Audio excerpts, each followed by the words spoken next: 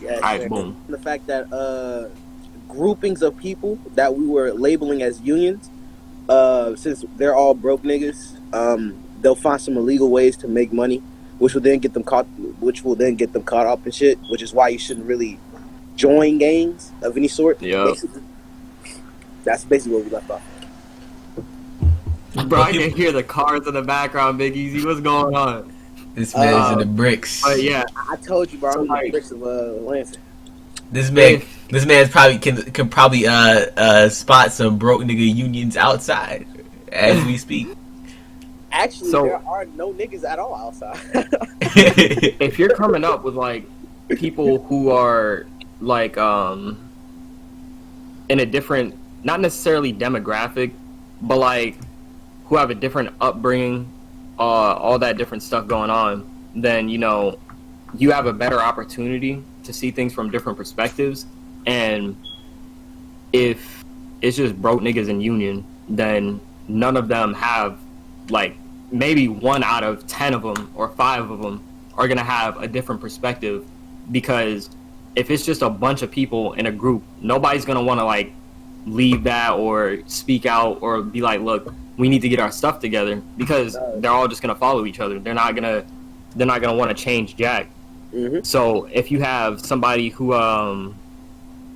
wants to be in a different type of mindset, and another person who's already in, like, you know, a bad mindset, then you can kind of get that person to become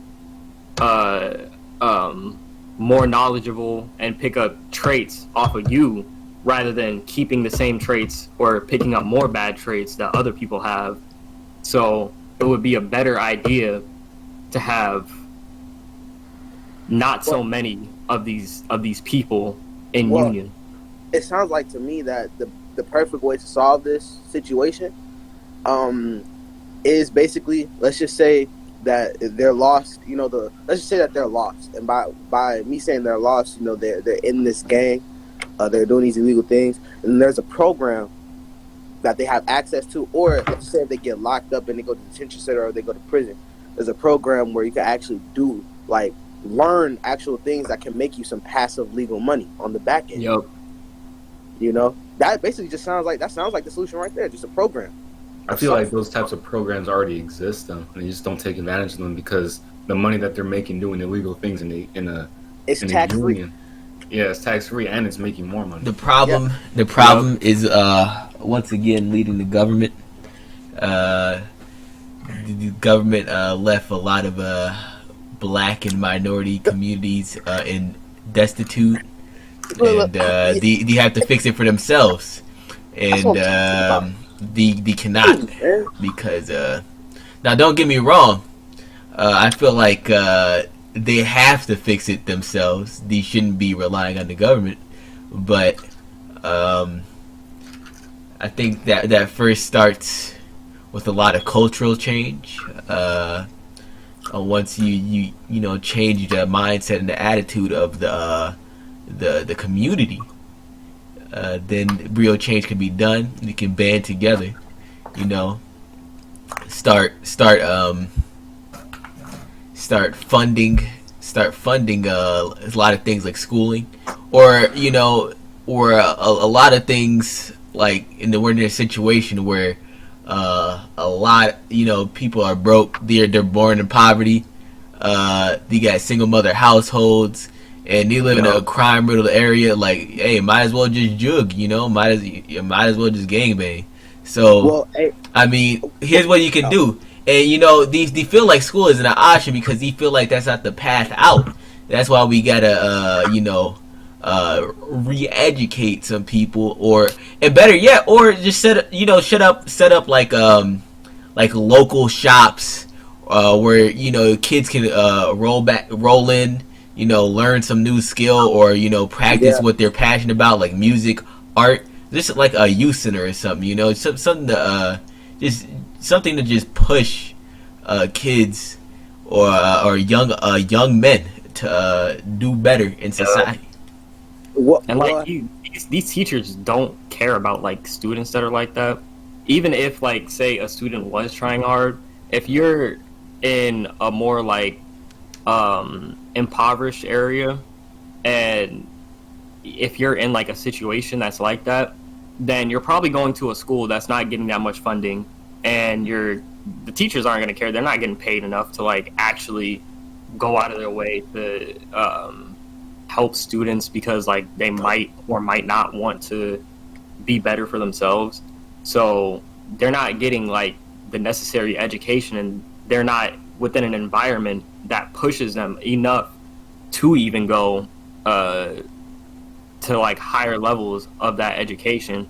So if you have somebody who would be able to expose you to an environment like that, then it would be better than just a bunch of people who are in that same situation, like filling each other's minds with like negativity, and they're just like not going to go anywhere. They're just gonna keep going like in that same direction that they've been going. But in the whole sense, though, I want to go back to what Sivo said. In the whole sense of like youth centers and getting the community together. See, this day and age is all about individualism, man. Everybody always. Thank you. Hold on, wait. I'm finished. It's hold on. It's mythical Eric right now. Hold on. Look. This man said mythical Big EzZy. So look, since this day and age is all about individualism, bro, people have to change their mindset to back then in the 70s, 80s, 90s, even the 60s a little bit. Besides segregation, all that fuck shit. Because they actually, those communities back then actually cared about people. And this is what my dad said. Communities back then always cared more about not only themselves, but the people around them. Like because when they see something that's wrong in a household, especially if they live across the street or next door. Switch my audio so I actually hear.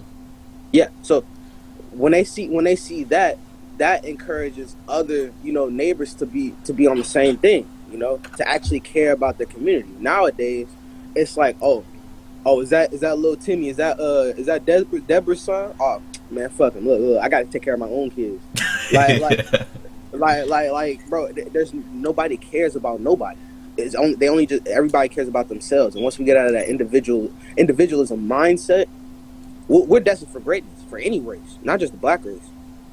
Because in essence, once we get out of that, we'll learn how to start appreciating each other, and then it'll go past colorism, racism, like eventually, But that's only if we turn over to that leaf. You know what I mean?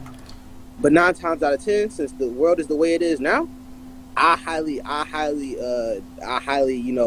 it's highly unlikely, for more kids to get into youth centers, more game breakers to actually take legal programs to make money on the back end legally.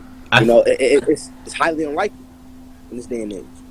I feel as though people are a lot more individualistic now than they were back in the day. When because you got this image of everyone is equal. After the Civil Rights Act, everyone's equal, and postmodernism and everything.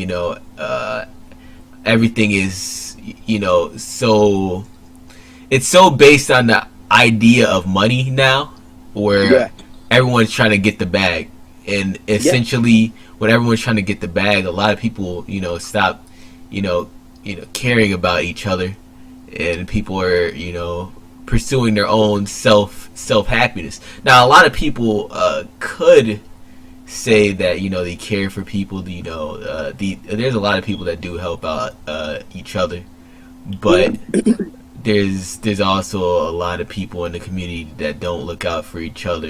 They're only looking out for themselves, their family, and that's not how you should look out for yourself, but that's not how the community grows. And I also have another solution which could have worked for the black community or any impoverished community. I feel as though a lot of it happens when a kid leaves the household. They find friends that are have thuggish attitudes in public schooling, and they get involved in that lifestyle, like either in school or walking back from school. So I feel as though homeschooling could also be a solution educating young black children.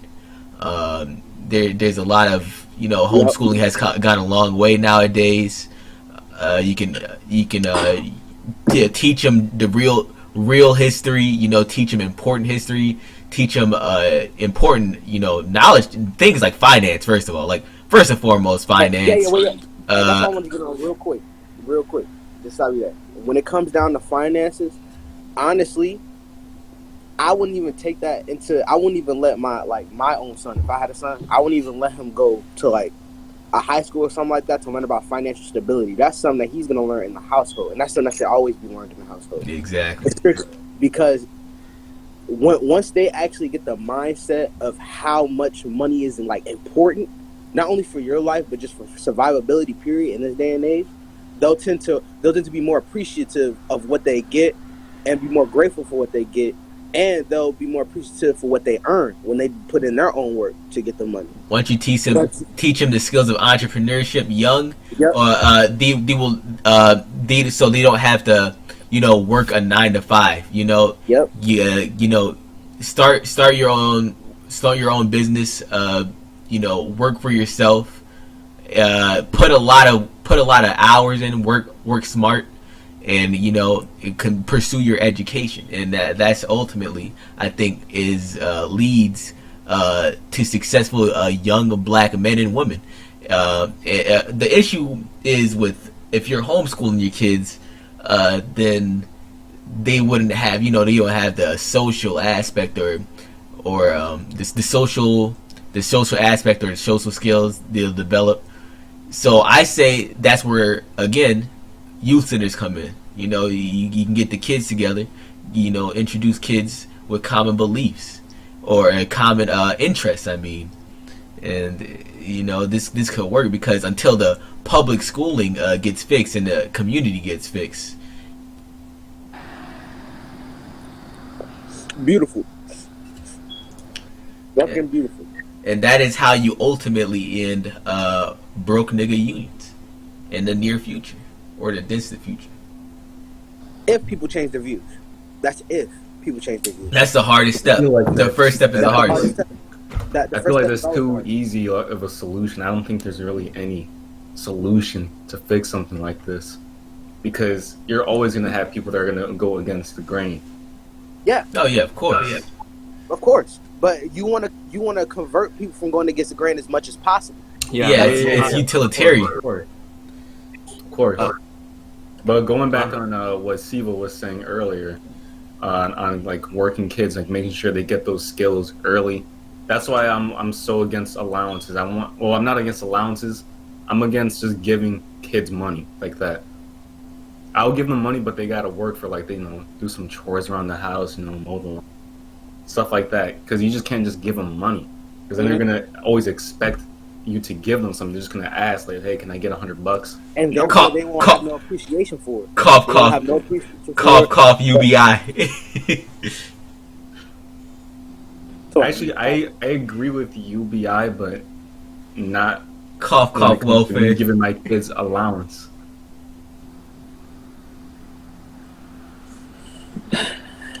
But what is the difference between UBI and kids getting an allowance? See, UBI is more of a... Oh, you're gonna say something, Black? Kids, like, just getting an allowance, like, you're just giving them something. Like, it's a difference between doing something that you know you're supposed to do and expecting a reward because of it, and going out of your way to make sure that you're doing, like, honest work and you're putting your, like, heart and soul into it. Like, I could go wash the dishes right now. Like, I just know I'm supposed to do it. Mm-hmm. I wouldn't expect to get paid because I'm doing something that I know I'm supposed to do. And I guess that's, like, why I never got an allowance when I was younger, is because cleaning my room and stuff like that, like, why should somebody have to tell me to do something like that?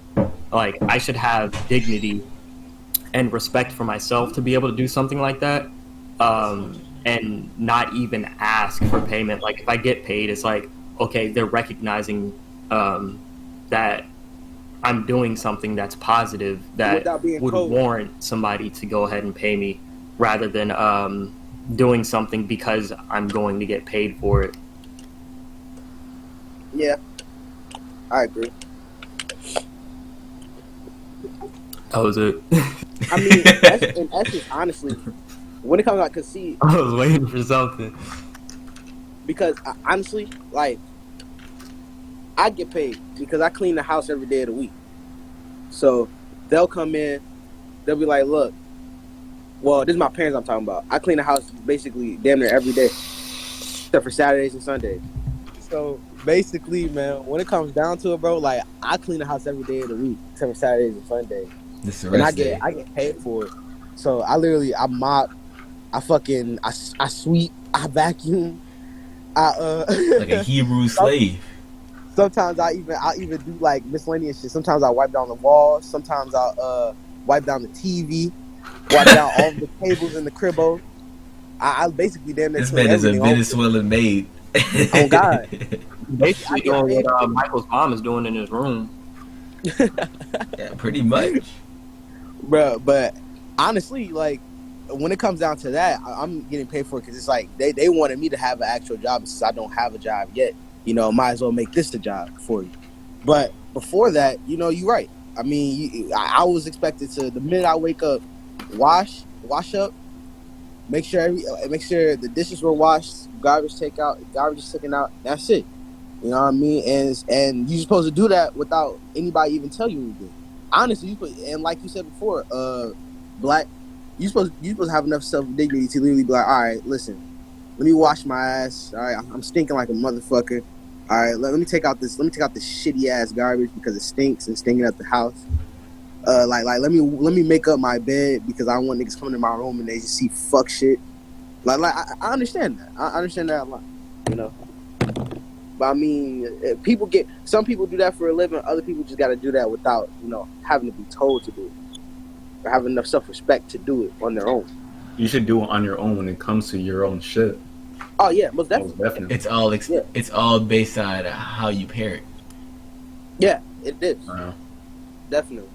What I would expect some payment for is if my dad like just pulled up to me and be like, "Go clean my room." Like, why would I clean your room and your bathroom? Like, that would be something like, or if it's manual labor, like moving bricks or moving bags of cement and stuff like that. I've had to do that. Like, I've had to put down sod and like move bricks and stuff. And it is not an easy task. So like, that would be something because I'm literally laboring myself. But people be acting like washing some dishes and vacuuming the carpet is some labor. Like, just because you move your body, like, doesn't mean anything. Like, it's easier to do that than to go, like, on a mile run or something like that. Yeah. Like, it's really not that big of a deal. Do you think that instead of parents paying you allowance for things you should be already doing, do you think that kids should not get any allowance at all, but if they want something, can they ask for it and get it? Because, you know, kids still want to get things. Mm-hmm. I feel like an allowance is still better because that you can teach them to save as well, and eventually they're gonna need to have some type of income if they don't have a job anyway. Because you just can't have like a teenager not have any money. It just doesn't work like that. That makes sense. I mean, like, if it's like a younger kid, then it would make, like, if you're not necessarily like a teenager, if you want something, I think it would be like respectable as a parent to like buy something for them because, you know, my dad always just says, like, if you want something, give me a reason to say no. So if I don't give him a reason to say no, then there's no, like, he's gonna get it. And I guess, like, if I end up having children, that's the kind of like same principle that I would carry. I wouldn't say, like, unless it's like too expensive or something like that, or like I feel like if it's something that I could provide and they've shown the level of maturity and, you know, like why would I say no to something if they don't have like the means to do it themselves? It's kind of my duty to go ahead and do that. Now, like, throwing them some money and being like, okay, do what you will with this money, but I suggest you save it or etc. That would be something that, like, I feel like would build their discipline and their skills on how to save money. And and not just like spend it on random BS. Yes, sir. I feel like a good way to do that would be like what you said. Take this money, do what you will with it. I'm not going to tell you what to do, but be responsible with it. Yep. You check back the next week. If they have less money, or at least a very, very small amount of money, give them less money next time. Yeah. And if they have more, reward them for that. But on top of budgeting, honestly, if none of that, like, let's just say parents have been doing that to their kid like most of their lives, right, or all of their lives, and they get on their own, they'll really understand what it's like. Like, they'll really remember like what their parents taught them, because you know how kids are very rebellious, man. So in essence, like, they're probably not, they might give off the look, they might not be listening, or they might not be hearing what, you know, their parents say to give them wisdom and shit like that. But once they get on their own, i.e. college, or just i.e. life, when they get out the house, they'll literally understand everything that their parents were saying. And that's honestly, when it comes down to it, if they don't get it, then they're gonna definitely get it when they're on their own. Definitely, especially away at college. They'll understand the ideal of saving. No value.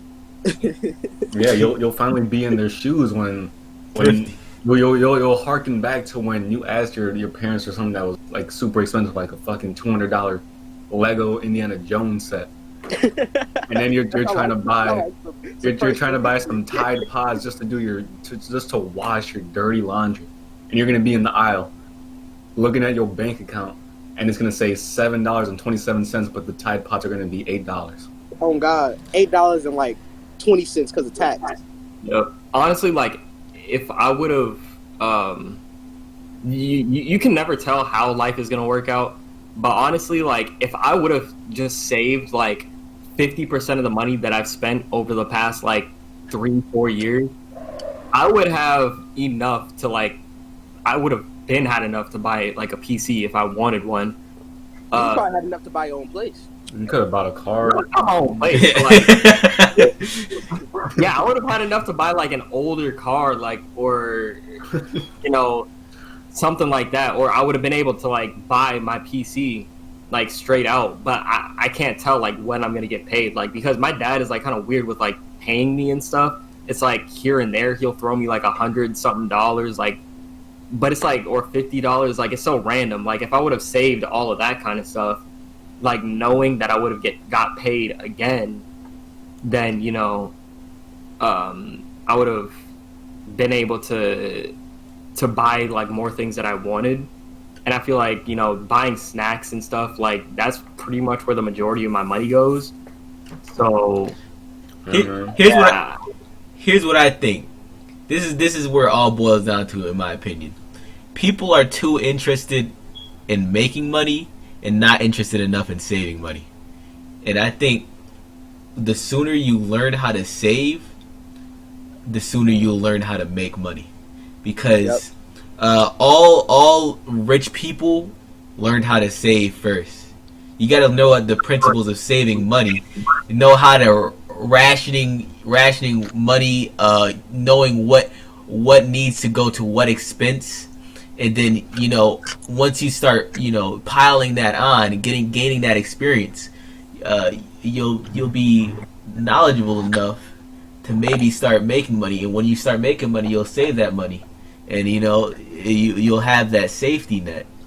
And that all starts first. I think it all starts first is never put yourself in a situation where you can go into debt. I mean, credit cards, leasing a car, renting a car, you know, renting a house. I think, or, you know, taking out loans. I think you should probably never always own your stuff too. Always own your stuff. And that's the key to not, you know, losing money and saving as much money as possible. And I think, lastly, that the best way to for people to learn how to save money or make money, no matter what background or whether they were taught how to save money or not, It's always getting thrown in the battlefield. That's always how you learn. It's through experience. If you on your own, you're eventually going to adapt and learn how to save money and make money. Everything they'll eventually know as kids growing up. Once they get 17, 18, when they're legally able to leave the cribbo, honestly, they'll realize that, damn, I have to do this. Oh shit, this don't work. Now I got to find another way to do this. Okay, all right, let me do this. Oh, that doesn't work. All right, so let me just regroup and let's try this. Oh, it might work. Oh, it worked. Yep. People learn themselves. See, yep. It's trial and error. It's all life is literally life is trial and error. Literally. If you would make an error, you die usually. No, but to succeed, you have to fail. That's just how it is with everything. Failure, that's why I have it on my wall. Failure is success. Because how you unless you're a fucking miracle child and everything is lucky for you, you're not gonna get everything your first shot. You're not gonna earn unless you're Bobby Fischer. Unless you're Warren Buffett, fucking even with like billionaires like him. Warren Buffett. We're gonna go into a conversation about like billionaires and why are they billionaires, or should we go into like transition into the burger one? Because we can still we can keep talking about like I kind of still want to talk about that whole like Jeff Bezos, why dude is like billions and billions like. And the difference between saving money because it's something that will be necessary in the future versus saving money just for the sake of having more money. Yep. Because I feel like money it's literally meant to be spent. Like there's no need to save up like all that money. It's like, why do you have this much money if you're not putting it anywhere? Money is. We might as well segue into that because I like what Black said, money is meant to be spent, but at the same time though, that's where budgeting comes in. But if you're a billionaire at this point, only thing that you should be budgeting is just the money that you need for taxes and shit like that, and fucking like your actual like your equities, like your house, your car, shit like that. But most of that shit will probably be paid off or already bought in full. But if you already have money left over, bro, why save it? Your bloodline is gonna have wealth in it regardless whether you're here or not. So you might as well just spend some of that. But here's the thing: there's two types of capital. Capital that is meant to be spent for enjoyment or survival. These are consumer goods, and capital that will make you more capital. That's what it all comes down to. It's trying to balance those two types of forms of money. Money that you need to spend for enjoyment and survival, and money you need to spend to make you even more money. That's if you want to take the entrepreneur route and don't. Well, even if you're not an entrepreneur, that's still necessary. You want to invest in your house in case you want to sell it later for a net profit, or a 401k, or any type of fund. As an entrepreneur, you have to be looking to absolutely correct, young sir. But biasing, you gotta like ask yourself, how is this gonna be worth it in the long run? But you can never predict that. Bro, you want to know what is not worth it in the long run? Is buying a burger, but it costs $20. It's a good burger, but you gotta pay like $30 a meal just to have a good burger. Right. Like, at these bougie restaurants, like people talking about like, oh, the Big Mac is good, or oh, I want to go to In-N-Out. In-N-Out does not have good burgers. Their burgers are booty. All right. It's plain. They got bad fries. That might be a hot take. McDonald's burger, but it's cheap, but it is not a good burger. Look, man, I just think you're not going into the right places. Oh God! Now there are a lot of establishments. I can see his point. There are like a whole bunch of fast food and restaurant that their burgers are just too overpriced for the quality. Now, Yeah, but usually those restaurants are too overpriced in general. Now it all depends on location, because in places like New York, you could probably get a street burger for $1-2. That'll probably be one of the best burgers in your life. It's all who makes it. It's all about the establishment. You gotta just know where to look. Now, because if you live in like a high, like if you live like in a suburban area or a high population area, not a high population area, but like a middle class or a higher wealth area, then you're gonna have those establishments that like for example, freaking we all know Five Guys is overpriced. We all know Shake Shack is overpriced. We all know literally every restaurant has overpriced burger. Like if you go to like TGI Fridays or someplace or whatever, they're gonna charge you $12 for a burger that you probably make at your house. TGI Fridays microwaves their food. Exactly. But meanwhile, you got Applebee's burgers that cost like $7-8. That Hey! I don't think Culver's burgers be like $7. Freaking Portillo's like $10. Like, dude, yeah, I'm not paying $10. No, bro. $10 for a burger on God. And like, why are these burgers so overpriced? You know why? Because capitalism. Not capitalism, but no, it is capitalism. No, it is capitalism. It's the same thing with like, you know, those things, macarons. I think that's what it's called. Like the little like cookie things with like the filling in the middle. Those are the most overpriced items I have ever seen in my life. They cost $6. Yep. $6 for one of them, just for a single one. Unless you get them like frozen or something, like, or yeah, maybe like they range from like whatever, but they are so freaking overpriced, and it's like $25 for like or $20 for a box of 6. It's like, they don't even taste that good. 6 of them. Yeah, they're gone in like. Especially like Oreo, but it's like fruit flavored. Especially like products like new type of products. Like if you go to a Whole Foods, for example, or like health products, or not even those, just like newly manufactured, like products that are fairly new. Like I saw this box of chips that, like, you know, had this new type of design, looked like it was manufactured in the past 5 years. Like they started to manufacture past 5 years. A box of these small bags of chips, a pack of like 24. No, not a pack of 24. A pack of 12 costs like $25. Bro, I can go down to that Sam's Club down the street, get one of those variety packs with the Cheetos, the Lay's, the freaking Doritos, all of those. I can get that for like $5-6. So what's going on with what's going on here? I don't know.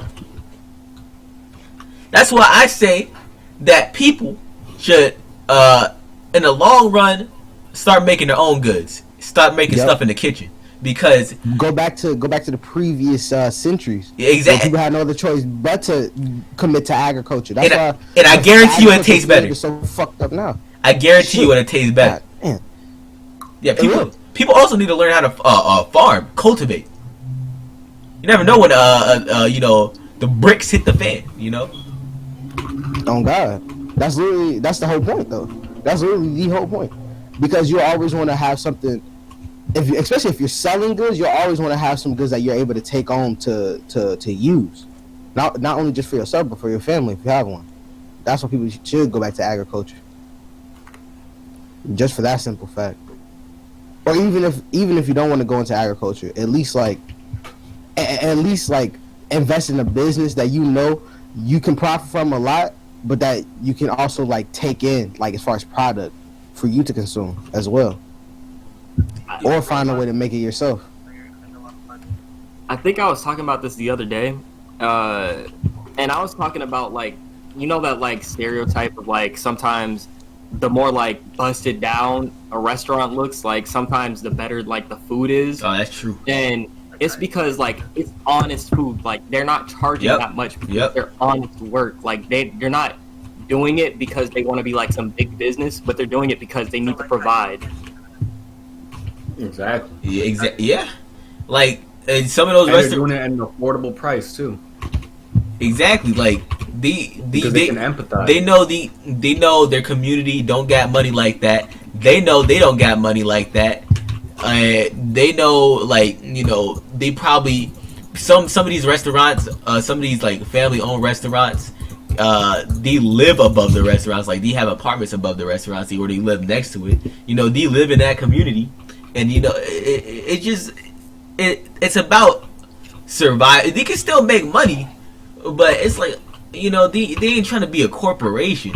They're honest, and when you're honest and you really care about your craft, like for example, if you go to Culver's or a McDonald's or something, these are made by fry cooks. Like it might be their job, but they're getting paid like $10-12 an hour, and that's not their business. When it is your business, and you got people from the community in your business, then they really care about they feeding the community, and they care about the what's going into the product. That's why the burgers to me taste good. I'm gonna give you an example. That's why the hot links taste good. I think a Johnny K's burger tastes better than probably any type of fast food type of burger. Like hold on, wait. But keep in mind though. All the things they put on their menu, it could have even been there for years. All the things that they put on their menu are all suggested by what? The populace. Literally the community. That's why Johnny K's is still open now. That's a perfect example, actually. Man, he's just talking about food and this fast. Oh my gosh. Oh, my bad, buddy. Oh my god. Just Johnny K's, man. Yeah, but all right, look. Go get you a $3 Johnny K's burger, a $3-4 Johnny K's burger. I think that's it'll be the greatest burger in life, like in human existence, compared to probably a In-N-Out burger. That's probably like what, $6-7 at most. Like nah, bruh, nah. Come over here to Lansing, get you a $4 Johnny K's burger. Actually, you can get two of those for like $8. It has to be with free fries. About it, like he's getting $800 per word. Speaking of food, should we move into the blue session, or are we not like set up for that yet? Or yeah, I think he has to get his acoustic. We're not going to be talking about anything money related in the next sections. I just want to talk about not if shit hits the fan, when shit hits the fan. Who's gonna be able to survive? Like, what survival skills does anyone have? Because who's typing, dog? Yo. Who's typing? Oh, my bad. I was submitting the email. Shit. Big EzZy, the communication guy. My bad. Yeah, but I feel as though people should be stacking themselves up with crates of water, and after they finish drinking that water, fill it up with sink or tap water for showering or bathing. Of course, get canned goods, ramen, because when shit hits the fan, people don't got survival skills. Let's be honest. Let's be real here. People don't know how to make a tourniquet. People don't know how to suture a wound. Like first aid. People don't know how to grow crops. Like, this is the 21st century. Some people don't even know how to fucking create a fire. Yeah, exactly. So, and that's like fundamental. That what do you think our cavemen, our fucking predecessors were doing? And then you got people that don't believe in guns. When people pull up to your crib? What are you gonna do in the apocalypse? You're gonna look goofy because you fucking thought that having guns was gonna be all detrimental. You get a gun for your safety. You don't get a gun to use it to purposely enact violence. That's stupid. Like, come on now. Oh my god. You know what? I'm not gonna get to it. I was gonna say liberals for a minute. I'm stopping myself. You know what? A lot. I don't think all school shootings. Anti-gun. I don't think all shootings, but some shootings could have ended immediately if people carry guns. let's just say it's school shooters. If if a school, even though it might be a bad look because it's a gun, you know, having it around hella kids, you know, they're trying to learn, they're not trying to learn, and have a 12 gauge sitting in the safety harness in the fucking back of the class. So you're gonna be some case studies, some incidents where they piss off the teacher and he pull out a glizzy. You know, you might see that at CNN. Hey, it was the school's glizzy. Hey, yes, a school's glizzy. Hey, it might be a necessary. It might happen, but hey, man. Bro, it's better than you being unprepared when the person who's being bullied for like freshman, sophomore, junior year, and finally, man, he just snapped on some 13 Reasons Why type shit. He just snaps, and he just brings a M16A4 with armor piercing 40 round clip because he wanted an extendo to blaze niggas. Damn. And a 5.7 FN just to shoot niggas down. And you know what that could with the bump stop. Yeah, not even with the bump stop. With just a regular paracord grip with a laser. And literally just blaze niggas down. And you know what could prevent that? A 12 gauge sitting in the emergency safety casket thing. You just open that shit up. Now break that shit or open it up. Like simple. It's for safety. But not. Imagine the emotional scar of killing a kid. Nah, I wouldn't have it. I wouldn't be scarred. Dude, that wouldn't be scarring because he's trying to kill you and everybody else in that bitch. He doesn't care no more. Once a person snaps to a point where they don't give a fuck about human life, honestly, when a CEO hears that, like, oh shit, come to the board. Most of our board is filled with niggas who don't give a fuck about nobody. Right? like, come on, man, join us. Face ass. Like, yeah, come on in. Like, if you don't care about humans, nigga, we don't too. Come on. They join the Rothschilds. They join the Carnegies. They join the fucking the Freemasons. Oh my god. My dad is a Freemason though. There are some good Freemasons, all right. There are some honest. Hey, chill. Oh my bad. I was talking to himself. Hey, man. But do you think there's ever been a school shooting in the past, like with a bow and arrow? No, it wouldn't be a school shooting. That sounds like the Hunt. The Hunt showdown. I'm talking about like before guns, like in the medieval age. It's like they want to do with a crossbow. I don't think schools existed back then. Yeah, they probably did. They probably called them gatherings, like a teaching for the day or some shit. Like they went and went to the monks. The monks. But there would walking there with a crossbow. Hey, man. Hey, but back in the day, people were born into lies. You know, you couldn't just go to school and become something. They were born into it. See, just like, look, seamless segues. People were born into it, just like why these dumb people keep having dumb kids because they dumb as hell, don't know how to raise a child. Now their kid is stupid, and then the cycle keeps continuing because stupid people be the same people who like to have kids for some reason instead of intelligent people having children.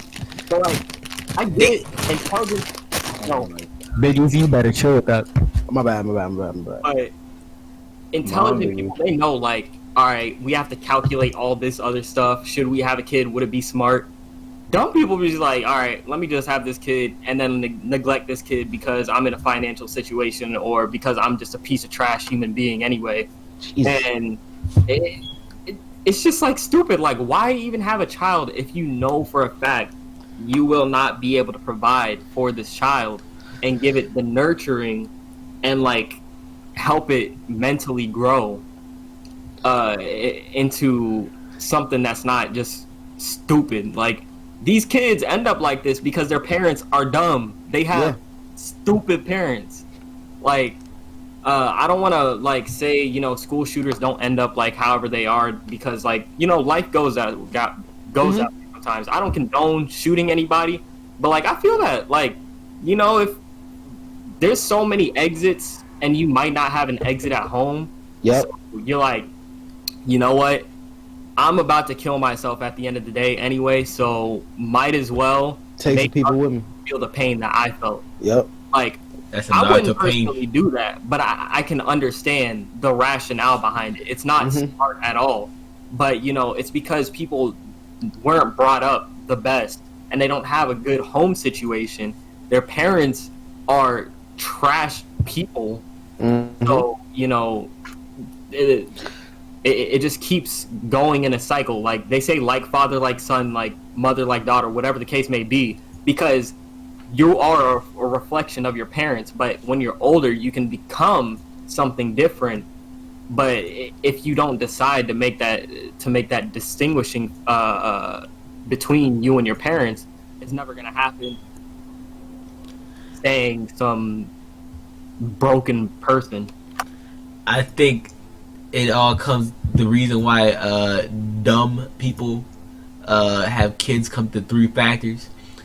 An accident / just, you know, a fling, the thing of the moment. 2, they broke and they feel like that kid might make them money in the future. Or 3, probably an emotional attachment due to being in a bucked up situation. And at the end of the day, go ahead. I feel as though I'm trying to wonder why. I'm with you. Why don't smart people have kids? Because you got all these people like, yeah, I'm you know, hashtag child free. You know, children's gonna hold me down. Children are annoying. You know, and it's gonna, you know, interfere with my finances. You know, yada yada. Well, I'm too busy with it. Think about it. If you are smart and you had a kid, that kid is smart. There's more smart people in the world. We're lacking that. We're lacking that in America. But the thing that Black is really trying to point out is that why in the fuck would you have a kid knowing damn well you can't wash your own ass? You don't even have a place to wash your ass in. You don't even have food to you barely are able to scrape by on food. So why would you even think of bringing another life into this world that did not ask to be here, to neglect them? Because you're basically neglecting yourself because you can't even afford nothing. Exactly. Like that's the utmost stupid. That's the stupidest thing you could ever do. Like, why put yourself in an even worse situation when you're already in a shit situation and you're trying to get a baby just to have people think, oh, I can handle this, I can do that. No, you can't, because you barely able to handle life as it is. Goofy. So it's a matter of foresight. Smart people, quote unquote, have foresight. They can see, or they can try to predict what will happen in the future if they make that decision. And stupid people, quote unquote, I wouldn't really call them that, and they just don't have any foresight. They're just ignorant to their decisions. They don't have that. They don't have that foresight. They just think in the heat of the moment, like Sivo was saying, it's a fling. So that's why you got overweight Black chicks down at Moo and Oink or Food for Less with 7 baby kids. On God. Yep. FICO score. It's like a FICO score is 0. Exactly. It's like when you're scrolling through Tinder or something, like, You gotta leave her at and Popeyes. you just see a female talking about some proud parent or like something like that. It's like you look at their age and it says 19, And it's they're like, ooh, like, yo, like, they don't look like they in a situation like that to be having children. Like, That's like, what I'm so happy, it's my little bundle of joy. Nah, it's your little bundle of just going like madness and staying broke. Like, It's like, okay, first of all, bitch, you got a full child, but then I see in your room the picture that you took in your room. It's dirty as fuck, clothes all over. You got a Starbucks cup on your nightstand. You do your bed, bitch. talk about I want a $12 a month for OnlyFans. Bitch, get your house in order first. Hold on. That's what I'm trying to get at, bro. How is it that, bro? If you're saying you're a proud mom, I better not see you. You're 19 too. I better not see you at no clubs. I better not see you at no type of college parties. I better not see you anywhere except for in the house with your fucking kid at all times, bitch. If you're a proud mother. And if they are the club, they're gonna justify it by saying some shit like, "Oh, my child's living their life. I'm living my life." Nah, you just trying to go have another kid by another nigga to get child support from another nigga and trap him. Oh God, Basically. this is child support, man. They're trying to get the alimony. On God. Man, I just like, don't. that's a legitimate thing. Like I have like heard about that. Like, you know, mothers having kids like so that they can get like certain benefits and stuff like that. And It's just fucked up. Or like leaving their husband so they can get certain benefits. Honestly, the whole child care system it's very broken. It's stupid. Like, people, honestly, if you have a child, like, it is your fault if you decide to leave because you're having a child, not because, like, you know, the person that you're with is, like, bad or whatever the case may be. But, like, at the same time, you shouldn't be, like, required to pay, like, ridiculous out-the-butt amounts of cash or money. It should be, like, scaled by how much the parent is, or the other parent is able to take care of that child. Like, and I've seen like situations where like people who are like famous or whatever, like the more money you have, is like, oh, we have to make sure that they're having the same experience as if you were taking care of them. Like, bruh, they might be my DNA, but that does not mean they get to have the same stuff.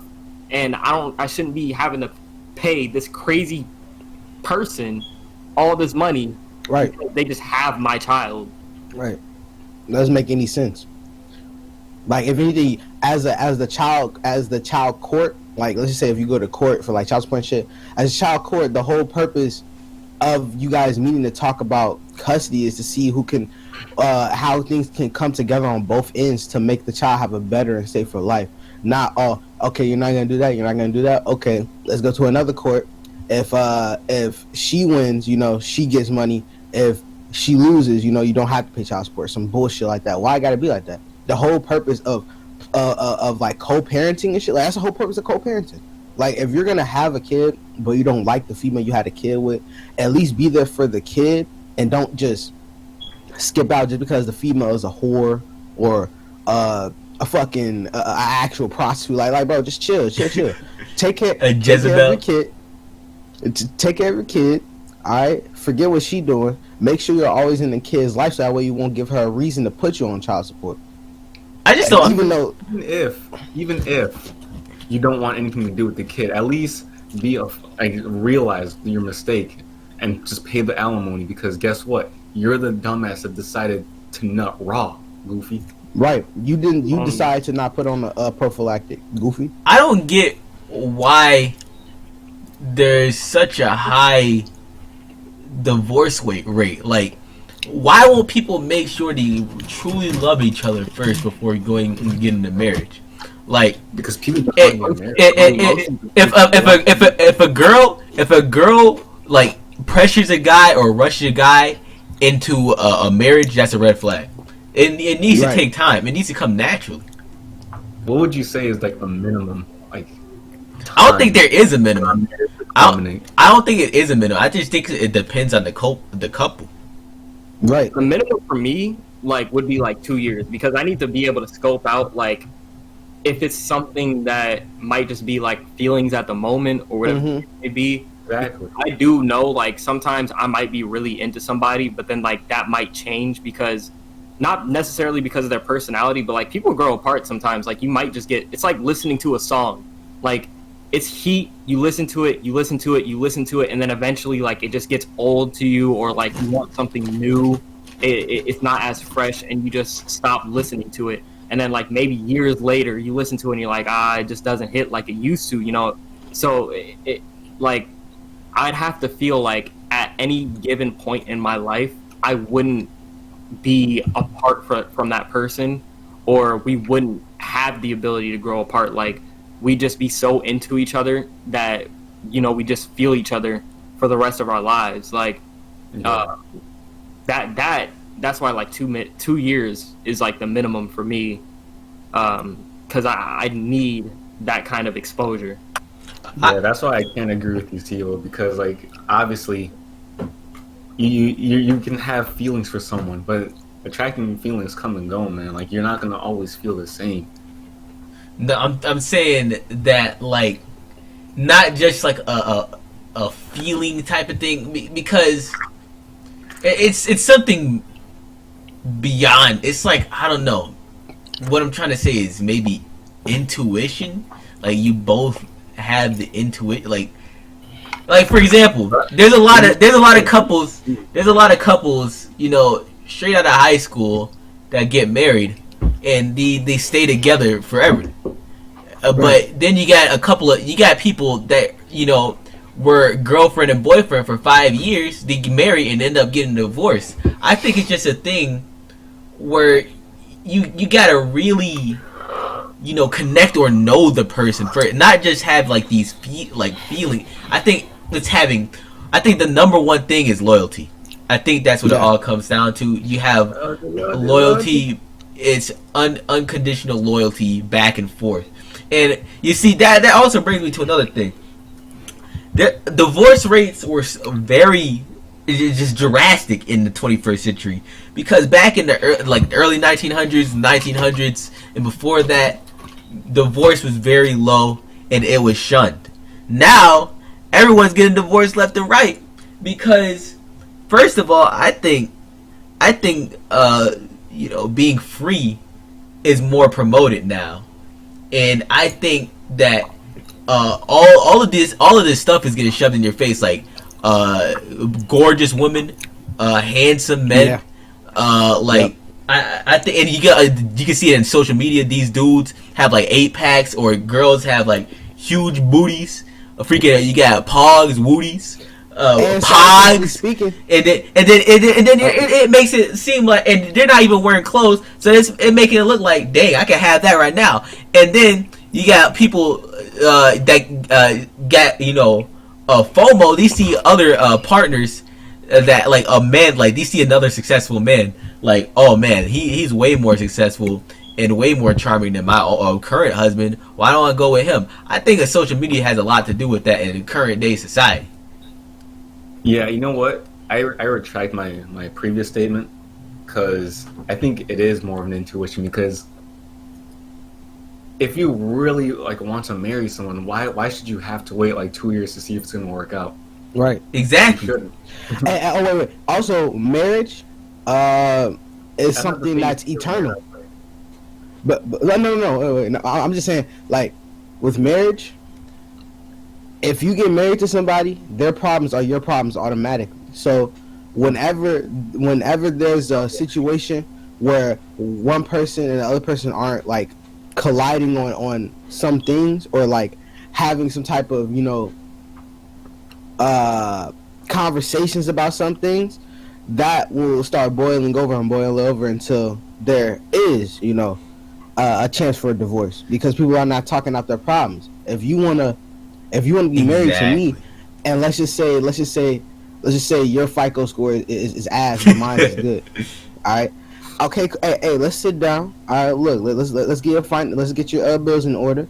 Let's pay things that we got to pay off, and I'll help you, because we are a team. You know, we love each other, and we'll be there for each other always, since we're married to each other. It shouldn't be. Here's the problem. Here's the problem. This might be controversial, but I think love isn't the biggest factor.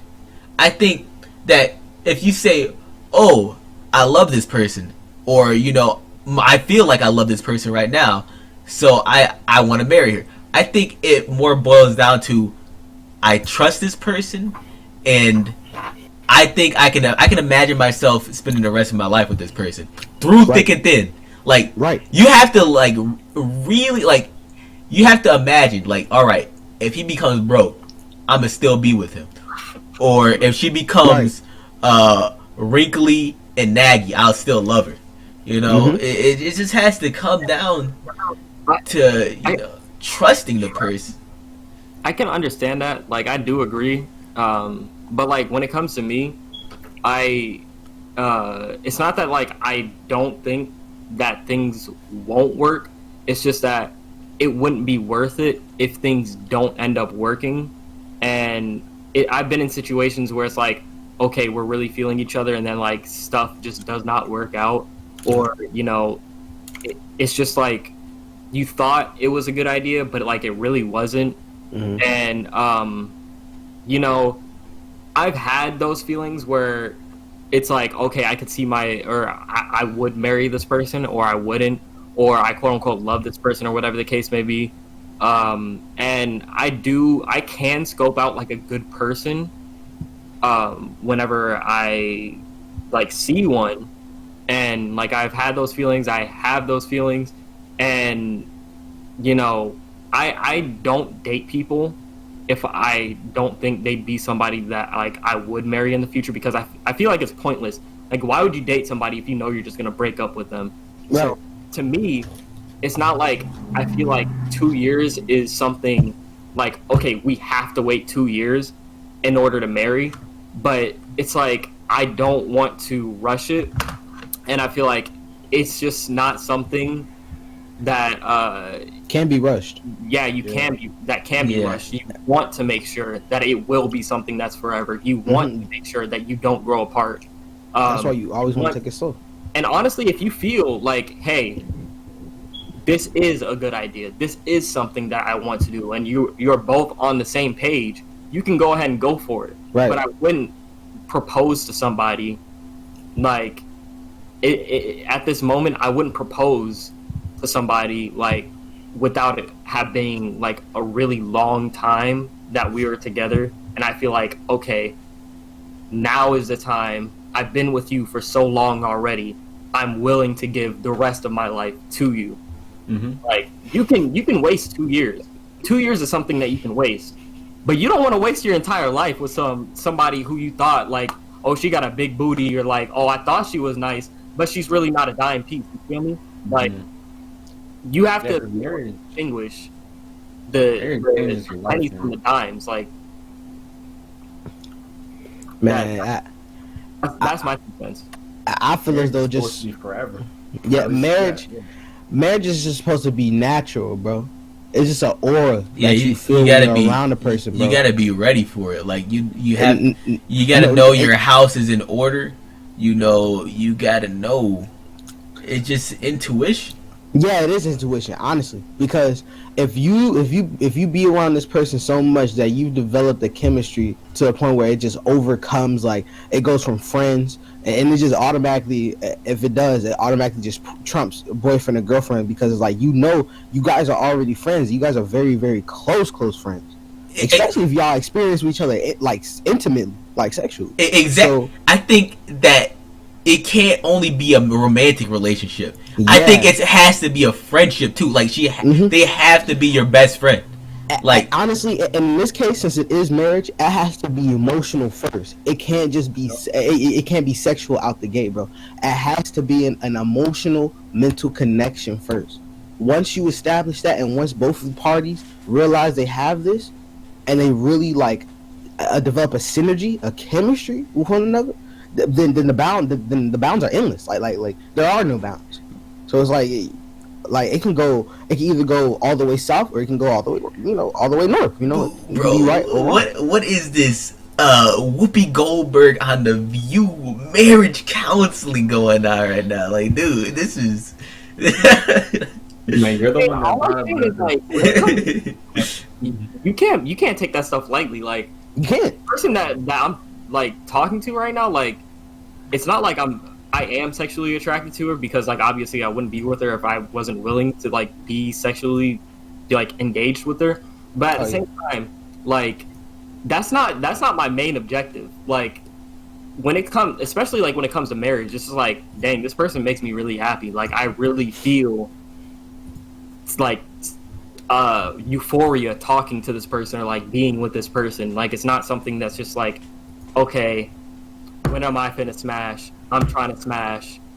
It's just like, all right, if it happens, it happens. Like, to me, like, obviously, like, if it gets to a point where it's like, all right, I ain't getting no coochie, then like, Right, I'm dipping. I'm not gonna waste my time. Like, but that's something that's not even in the forefront. It's like, life is meant for you to be happy. Like, if you're happy being broke, you don't have to be like some successful person. Like, if you're just a happy broke person, like, hey, you do you. Like, I'm not gonna tell you what to do with your life, but it's about being happy at the end of the day. Like, hey, maybe smashing and not treating females make you feel happy. Like, Mm-hmm.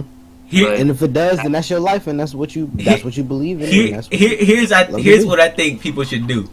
When you get engaged with someone, do not have sex until you guys get married. That will test the true waters of the situation, because now it's just a friendship and you're living with that person. Like it's a like you get to see each other's true colors.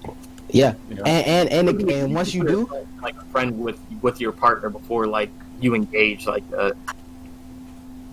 yeah, it's like when you do something like that, you'll truly not only will there be like a testing of the waters, you know, you'll see people's day-to-day routines, you'll see how Your people true interact. colors. Yeah, you'll see how people interact on a day-to-day basis in the household, but not only that, it'll be a lot of sexual tension. And that can either be a bad thing or a good thing. You can either make it into a good thing, you know, current teasing, you know, some slight, nothing too serious, because you know that can go north really quick.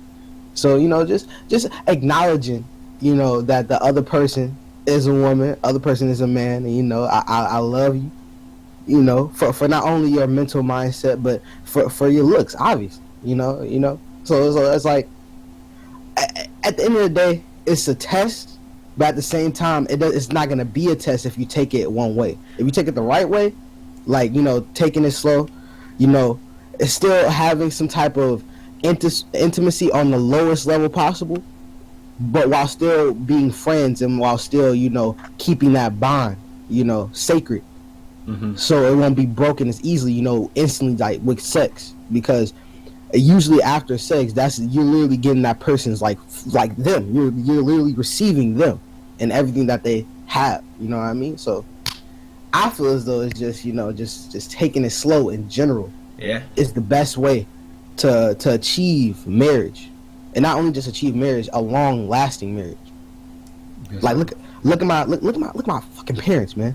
They've known each other for what, 25 years, married for 17. Beautiful.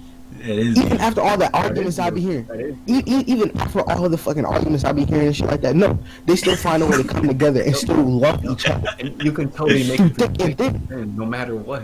Yes, and I've heard my dad always say this. I don't care what man I don't care if he's a friend. I don't give a fuck about none of that. I love you for you, and I'm gonna always be there for you. I don't even care if we ever if we ever did break up or if we ever did get divorced. I'm gonna always be there for you because you're my friend. You've been my friend for 20. You are the longest friend I've had. Think about that. Hey. Yeah, exactly. So like you're basically in essence my best friend, especially since I married you. So I'm gonna always have your back. You know that. Oh my god. I should be a goddamn therapist in this bitch. A fucking psychiatrist. God damn. God Oh damn. man, Big EzZy, Big EzZy MD, making people tear up, man. God damn. Beautiful. This is why we did. This is why we did that. This is why we did that advice column thing. I mean, because he has advice. He knows the facts. In essence, it's literally just the quote: "Marry your best friend." I want to know, what are you waiting for?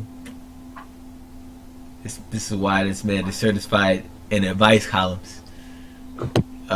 When that guy came from Tallahassee, Florida. I don't know, man. Eric is gonna have his own show. Sacramento. Easy. Bruh, ain't no cap. Guaranteed. in the mind of Big EzZy. Hey, guaranteed 2026 Big EzZy show.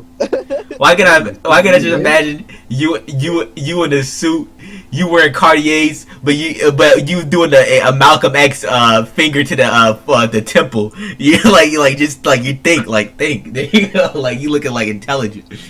Man, sits on the couch, camera in front of him, starts eating cashews.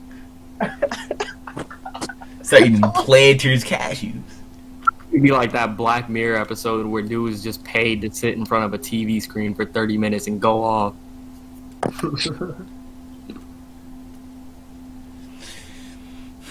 That Big EzZy mentality. Talking about Mamba mentality is Big EzZy mentality.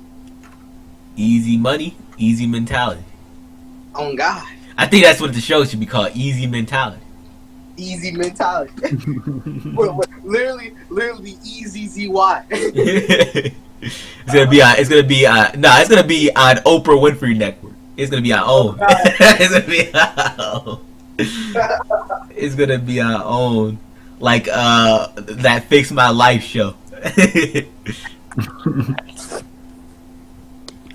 Oh, look at that. Oh, no, go back to sleep. So what is the next topic on our hands? I think the next one technically is The World is Doomed, but we can talk about we already know like, that. I don't think that needs talking about. We just know people are dumb. Alright? That's what's gonna doom the world. It's not gonna be an asteroid, alright? We're not going out like the dinosaurs. Cause It's gonna be our own peoples. It's gonna be up. I think the next one is what if post-nut clarity is a primal response? Yep. Alright. Would you like to talk about that? Man, listen, post-nut clarity. Look, man, post-nut clarity. Because my logic crumbled yesterday when I was explaining it to Siva. Post-nut clarity. But you know what? I'll still explain to anyone.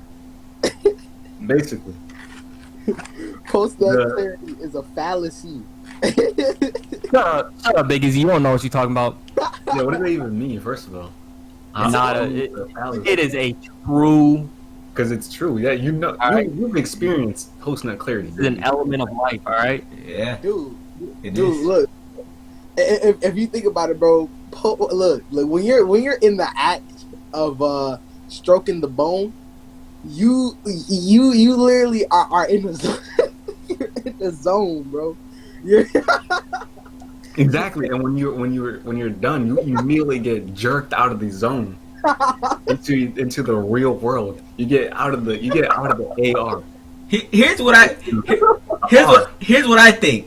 I think that when your body's desires become more than your soul's, that's what's going to be predominating. And when you please the body's desires, and then and you bust, your body is empty. It's nothing but your soul. It's that brief window where it's 100% soul, and your soul just feels so like God damn, like dude. no, man, bro. It's bro.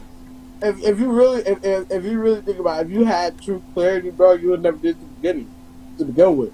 See, but nobody, that's what we're getting at. Like, post-nut clarity only works because your body doesn't want it anymore. Like, you don't want to go after that anymore. Like, it's natural. Like, it's a natural instinct that your body, like, after that first one, doesn't want to do it again. So, you know, it's where you're 100% your mind and 100% conscious of everything that you do, rather than you not being able to, you know, make a conscious decision because your body is telling you one thing.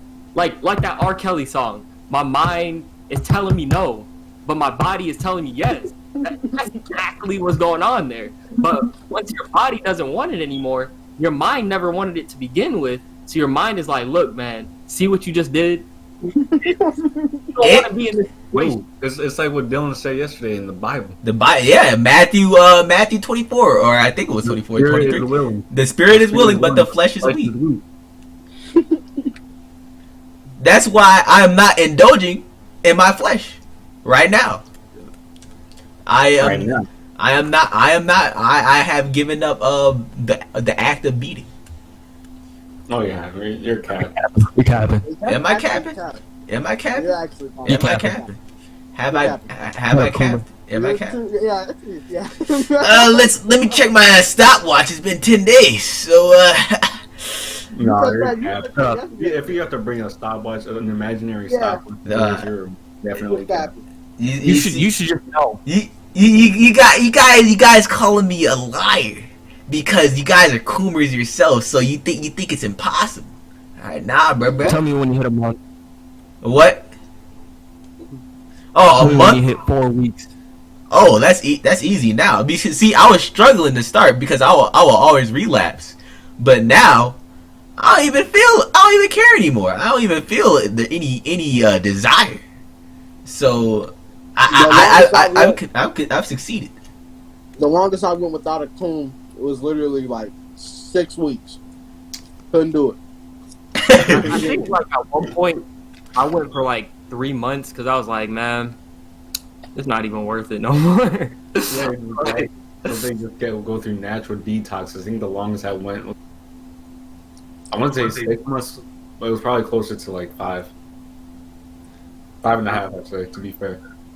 It's not even like, what am I gonna gain after doing this? Like, let me keep myself occupied so my brain doesn't go to, see, and that's why video games are very effective. They keep 100% of your attention span, so, or not 100%, but a high amount of your attention span, so you don't have room to be horny. Is that a good thing when you're addicted to video games? No. See, because I could stop playing a video game whenever I feel like it, because honestly, I be getting off anyway because they be like making me mad sometimes. But it's like, if you want to keep yourself occupied, like, play games that have like words in it or something like that, or just play like a video game, like, and it will keep your brain 100% occupied. You won't have any, chance. Actually, I can agree with that because during those 6 weeks, during that detox, I was playing nothing but Insurgency. Then how come people like Michael after Valorant games said, "Man, I'm gonna go beat"? See, that's why you don't play depressing games. You don't play depressing games. You don't play depressing games. You don't play a game that will make you angry and want to quit. You have to play a game that you enjoy, like, that you occupy your time. Rather, why don't you do something productive though? What? See, but that's the thing. If you're doing something productive, like, sometimes you don't even want to be doing it, and you're gonna be like, man, I could be beating right now, and then that's exactly what you're gonna go do instead of doing something that's occupying your brain. That's why you do something productive that you like to do. Explain. Elaborate. Like what?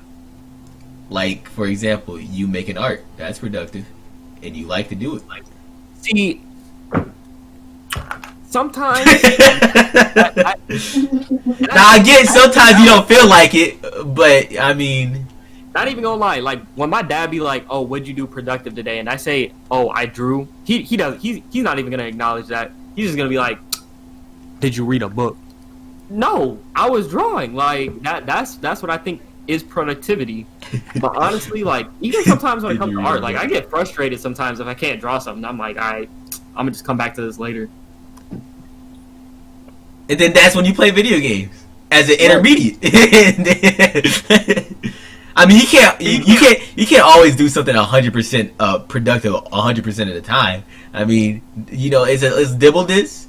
I don't feel like doing this anymore. Let me play some games. Let me watch some YouTube. Let me read a book or whatever, watch some TV, and then come back to it. But it's hard finding that balance because you might get absorbed in that intermediate, and then you won't end up doing anything productive at all. It's like what you were saying earlier with addiction. Like, what if you're addicted to video game, or like, what if you're addicted to beating? Addiction in general is not a good thing. So, definitely want to do something about that. Honestly. So, but here's the thing. Here's the thing.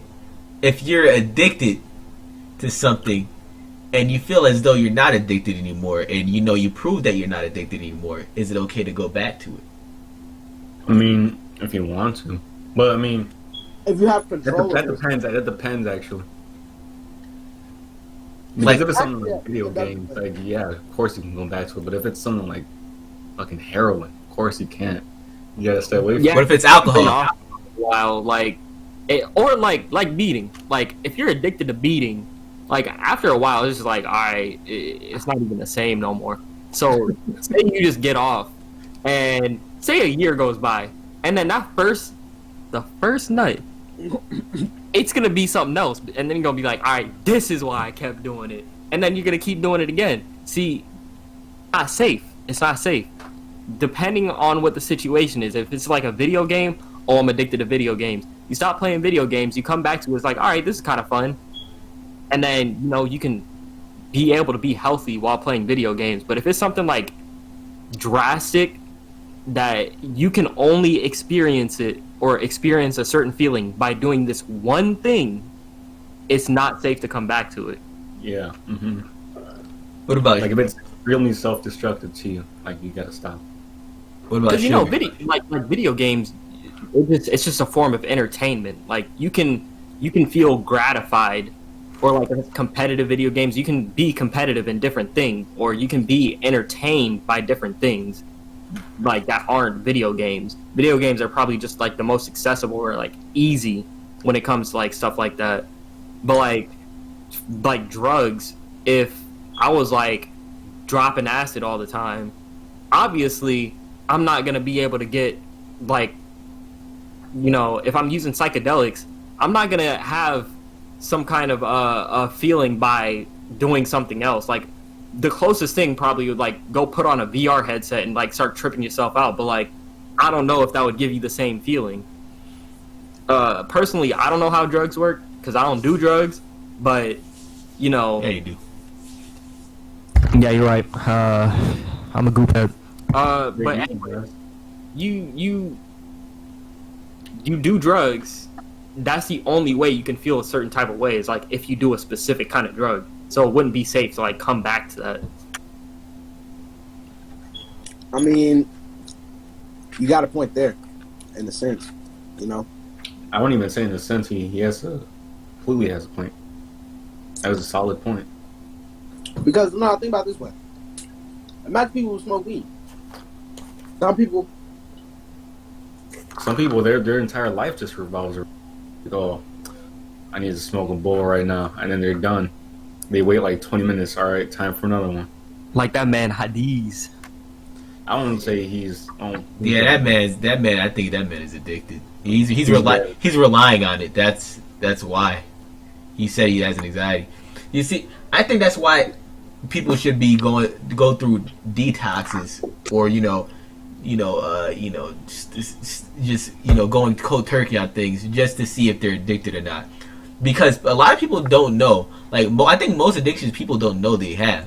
So I think if you really like something, just stop doing it and see if you really, if like you can't live without it. Mm-hmm. Yeah, definitely. Because if you can't, then that should be the wake up call. That should be like, hey, this is not right. I need to stop, and you should stop as soon as you can. Like me with YouTube. I said, all right, no more YouTube. I end up unconsciously watching YouTube. Like, all right, that's how I know I got a problem. I gotta stop watching YouTube because I get absorbed in these videos. Yeah, that's, or like old people going to like stores, like grocery stores, like they need to just stay out the store, bro. Like honestly, at a certain point, like I don't know if they can go to the grocery store with their parents anymore, because like they'd be like, oh, you want to go to the grocery store with me real quick? It'd be like 3 hours later and you're still in like the Tupperware aisle, like looking for God knows what. Like, bruh, we did not come for this. I literally just wanted some fruit snacks and some cereal and some milk, and we got a full cart. Yep, and you talking about some, we'll check out in like 5 minutes. Like, bruh, why are we still here? There's a psychological effect for that, but I forgot what it was called. It's called like the Walmart effect or something like that, or yeah. that's the nickname for it. But like see, the people that run stores, they do this strategically. Yeah, because they put the stuff, like the most like desired stuff in front of the store. Like for example, if you're not planning to buy cereal, you're gonna have a deal of Fruit Loops and Cocoa Puff. Flakes. Yeah, Frosted Flakes in the front of the store. They're gonna pick it up because why not? It's not even just that, but like they put stuff that would logically go together all the way across the store. Like, why do I have to go all the way like 5 aisles down to get some paper plates when I'm literally right next to like other stuff that would go with like paper plates or like some kind of food that you would put on a paper plate? Like, say the baking aisle, like there's bakery goods. You know, when you're baking stuff, you're probably gonna like make it for a party, so you're probably gonna have paper plates or disposable plates and stuff like that. So why would I have to go 5 aisles down just to get some plastic knives, plastic spoons, plastic forks, paper plates, plastic cups? And they do this psychologically because they want to make you walk down 5 aisles and look at all the stuff in those aisles so that you can pick up random stuff that you're not even looking for. Why is it that when I'm trying to get peanut butter, there's jelly 8 aisles, like to the right where the peanut butter fucking aisle was? Why? You see, they know. They have like systems made. Like they organize their foods in certain ways to make it like Black was saying. It's to help you quote unquote look at everything in the store to see their wares on some Skyrim merchant type shit. And I was gonna say earlier, especially back in the day, they even used to play grocery store music that had inaudible subliminal recordings that was supposed to increase buyer purchasing at grocery stores. It literally influenced them to purchase more products because it had brain waves embedded in the music. I'm not kidding. It had a whole bunch of different subliminal tapes that they would play at the grocery stores to make people buy shit. They basically said buy. Yeah, just buy. Like, probably not even buy, just like pick up, get this, get that. Because honestly, when something's in your basket, like 90% of the time, you're not gonna put it back. You're going like either you don't want people to see you putting it back because they're probably gonna think you're broke, or B, it's like, all right, it's already there, might as well buy it. Because you don't want to see. Exactly. Especially once you get to checkout and you're already like you're just looking like, oh, I probably shouldn't have got that. It's too late because there's already people behind you anyway. Yeah, that's how I be feeling, bro. I'm like, I look at my grocery store, I'm like, bro, I don't need this. And then it's like, dang, I can't go back. So I had to hand it to the cashier or something. Yeah, you gotta put it in a random spot, making them $9 hour workers jobs harder. You see, that's why parents take their kids to the grocery store. So like, if they ever get in a situation like that, they just give the product. Yeah, my dad does that every time. Bro. He's like, bro, go put this back. Like, bro, why are you making me put it back? Just give it to the cashier. They're just gonna put it underneath their whatever you call it, and then they'll put it back later. Like, why am I running this 24 pack of Frito-Lay brand chips all the way back to the aisle because you don't want to just like give it back? You know what? Kids need to act as pit bulls. Like, if a parent makes a grocery store list, write everything they need, and that's it. And they pick up something else, you gotta say no. We can't. We cannot. That is against the list. All right. You need a pit bull. Wear a shot collar every time they reach for something that's not on the list. Just press a button, and then they'll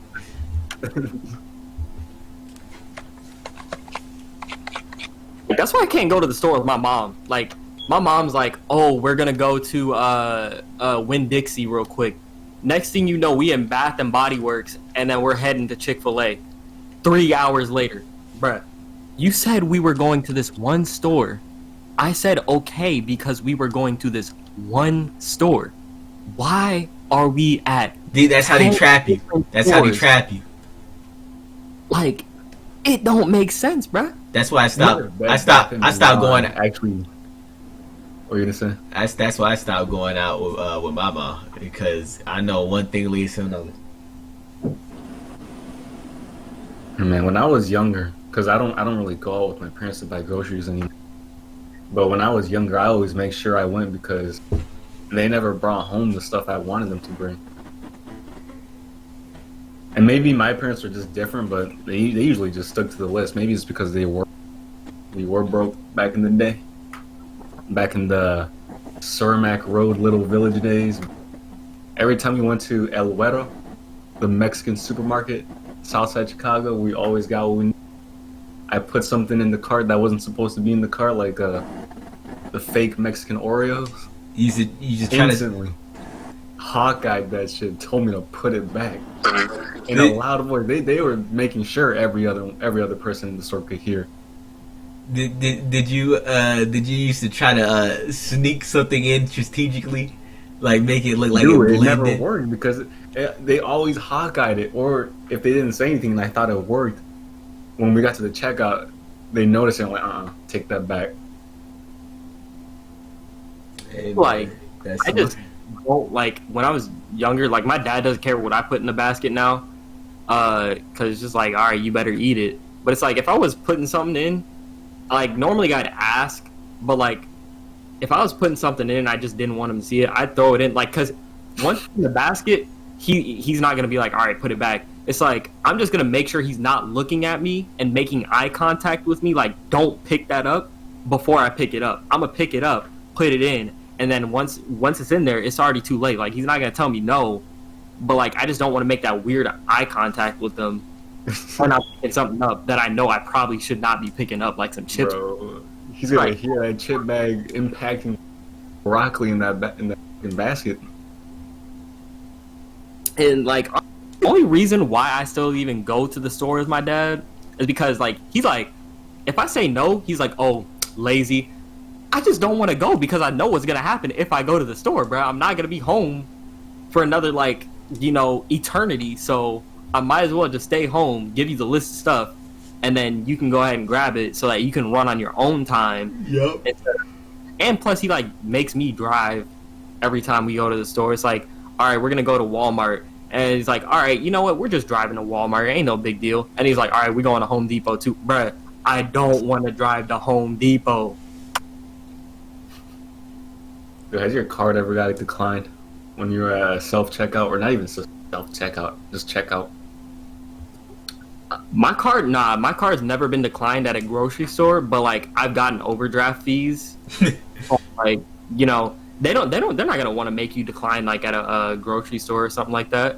But where I have my card got declined at freaking Panda Express one time because I only had 13 cents on my card left, and I was getting a $7 meal, bro. I was like, dog, I don't know why my card is getting declined because I forgot the night before I took an Uber 2 ways, which was like $20 on my own card instead of the family account. So I had no money on my card. I was trying to buy 13 cents, and the lady was looking at me like, I was like, nah, maybe I'm just not swiping it right, or maybe the chip isn't reading. She said something, nah, you just got 13 cents on your. I don't know why she was able to see how much I had on my card. Yeah, that's private. I think it's because that's how much money went through. Probably, I don't know. That was like top 10 most embarrassing moments in my life. Like, just announce your Dude, brokenness. I hate the chips so much in the cards. Why can't we just swipe it anymore? Because sometimes the chips just refuse to read, and they'll be like, "All right, you got to pay with. You got another card? No, I don't have another card. All right, you got cash? No." so you're saying you're holding up the line. The chip's not reading. Like, what are you supposed to do? Why the chips failing? Why can't I just swipe the card? Why can't I just do that? Yeah, like, honestly, if I had cash, I would just pay with cash. Like, why am I gonna go through all the trouble of, like, putting in my PIN, inserting the card, all this, when I can just give them cash and then get cash back? Like, I don't know why, like, the chip thing was the thing to go with, but I mean, like, sometimes like, I've never ran into any issues with the chip. Like, sometimes the chip reader just doesn't work. But I don't know. I feel like stores and, like, companies should be more accommodating when it comes to stuff like that, and just have more methods of pay. Because, like, bro, we're in 2020. Like, people can just tap their phone and pay like that. So, like, why doesn't everything, like, have some system like that. I know it's not too expensive because you're making money anyway, so you should be able to pay or to buy something like that for your company because it's an investment in your company. You can write that off on your taxes. Like, it's not that big of a deal. It's especially annoying when sometimes the chip is like on a different side on another card. Like, for example, my chip used to be on the right end of my first card that I got, and I got used to that. So when I got my second card, it was on the left end for some reason. So every time I try using the chip reading method, I put in the right side first instead of the left side, and then I'm just like confused for a second, like, well, why isn't this fucking reading? And then I forget that it is on the left side this time. It's just like, why are sides on the chip? And second of all, why isn't this store allowing me to just swipe? Why don't they just have chipless cards where it's like the whole card is the chip, so no matter how you insert it, it's gonna go through, or how are you gonna swipe it? An app on your phone or something, at the very least, an app on your phone that just makes you like scan a code or like put like punch a couple numbers into an app or something to process your payment.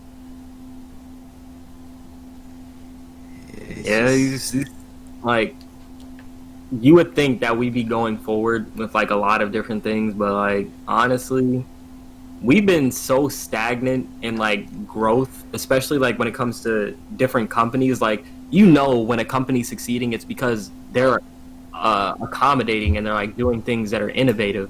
But like, when you have all of these companies and you're still like making moves that aren't like gonna help your company grow, it's like, what even are you doing right now? Like, I know we can make things not more simple, but like make it so that the process goes quicker so that I can just go about my business instead of having like all these complications when it comes to like checking out or like paying and stuff like that.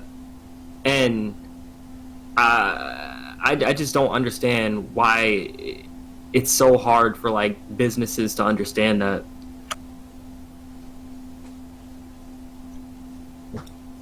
They're retards. And they're cutting corners. Cheap bastards. The reason being is because this is what we call the new world Where's order. this man come back? Yo, Big, did you just go boop up and come back? Nah, I went across the street. This guy. More like a golem. I'm probably about a honey bun. Those sound like some pork rinds. It's all pork rind. Oh man. Probably some beef jerky. You know what? Tomorrow, after I come back to the gym, eating something. It's the end. It is the end. You can't handle the fast, bro. Like, what's going on? You can't handle the fast. Just drink water, man. I mean, I can. Drink some water. I can. But it's just so much things bombarding me. Freaking chip sounds, freaking cookie sounds. I go down the stairs. We got a stock fridge, which we usually don't have. So if we didn't have a stock fridge, I can easily go 5 days. But no. Oh, all of a sudden, they're proposing to get me food at a restaurant. Their fridge is full. I'm hearing chip bags. I'm hearing talks of snacks. Like, I picked the worst time to fast. Maybe because it's the weekend. But yeah, I mean, y'all just need to be more considerate and stop eating chips and stuff. I feel as though if I was in like a third world country, I mean, I wouldn't have a problem with not eating. Wait, so you're not eating anything? No, I'm not eating anything. So you're just drinking water? Yeah. So you're a breatharian, basically. You're following breatharian practices. It's a water fast. What's a breatharian? There's people that think they don't have to eat, basically. Oh no, those are people that die. But yeah, you're a temporary breatharian. I'm just water fast. I think you should just like do some intermittent fasting. Yeah, man. I mean, I was doing that. I was doing that the whole entire time. But I'm just, I just want to check this out, see what the dealio is. I'm always gonna be intermittent fasting though, and I've been changing between that and 1 meal a day, like not by choice because I'm broke and we don't have any food, but 1 meal a day and 1 meal a day intermittent fasting. I've been fine with that because I don't really eat that much. I think what my problem is drinking. And if I cut out sugary drinks, it's a wrap. Yeah, this man drinks mucho mango Arizona like it's literally heroin. Nah. That was the first time I had that in like 3 months. Cap. It's only because my dad just filled the fridge with it. I'm like, dang, might as well. I might as well just drink the Tahitian treat. Oh God. This is exactly why evolution is BS to me, because if evolution really wanted to make us the most able to survive or like the most fit to survive, why don't we just run off photosynthesis like trees and stuff do? Like, why haven't we just evolved to the point where we don't even need to eat food and we can just survive off water? And we can leave the poor animals alone. Because I feel as though, even though I do not support the theory of evolution, I feel as though the explanation that is because certain beings, certain species has certain factors that play into their survival that if one species had, it would not work well. Like, what about people that never get sunlight? Like, what about people like in the caves or in the Swiss Alps? It's just no sunlight or a foggy or misty area. Dang, that vitamin D deficiency. You get scurvy, like pirates. Or wait, no, that's vitamin C. So you said you didn't support the theory of evolution. No. Based on what?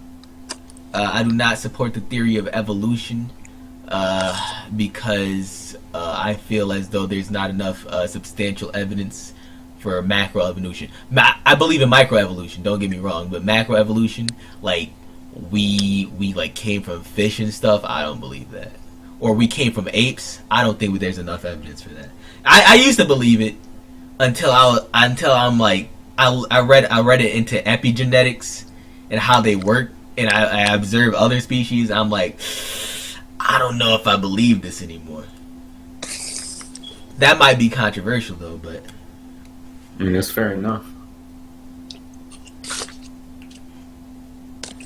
like until I see a fossil of a human in a monkey in the process becoming human, or a early Homo, then Isn't there already diagrams of like actual bones that were dug up of the transition between different species? but is that a different species though? I mean, yeah. Because obviously. it's not a different species because they can reproduce, right? They can reproduce with other homos. So if they can reproduce, that means they're the same species. Like, that's the definition of a species. that's like saying a tiger and a lion are the same species. Can tigers and lions reproduce? I mean, yeah, but they're not the same species. Can they? Can lions and tigers really reproduce with each other? Yes. I don't know. I've never heard of a seen that. liger? A liger. I've heard of it. That's a real animal. I've heard of an ocelot. Well, that is not the same thing.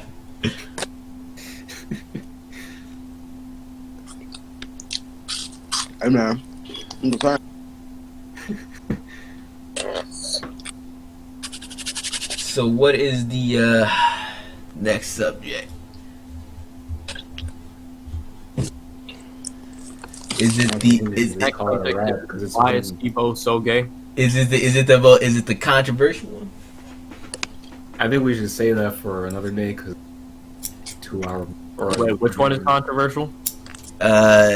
the gay virus. The largest virus. I'm talking about the gay virus. What is the gay virus? Hey, What is that? you know when you have it. What type of fuck shit is that? Come on, you know when you have it. Hey, why do you sound like a conservative?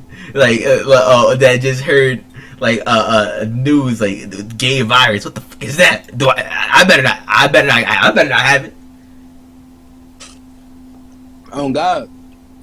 We already I fucked up by the Chinese virus. Evo got that gay virus, bruh. Nah, bro. I do Now not. wait. I got vaccinated.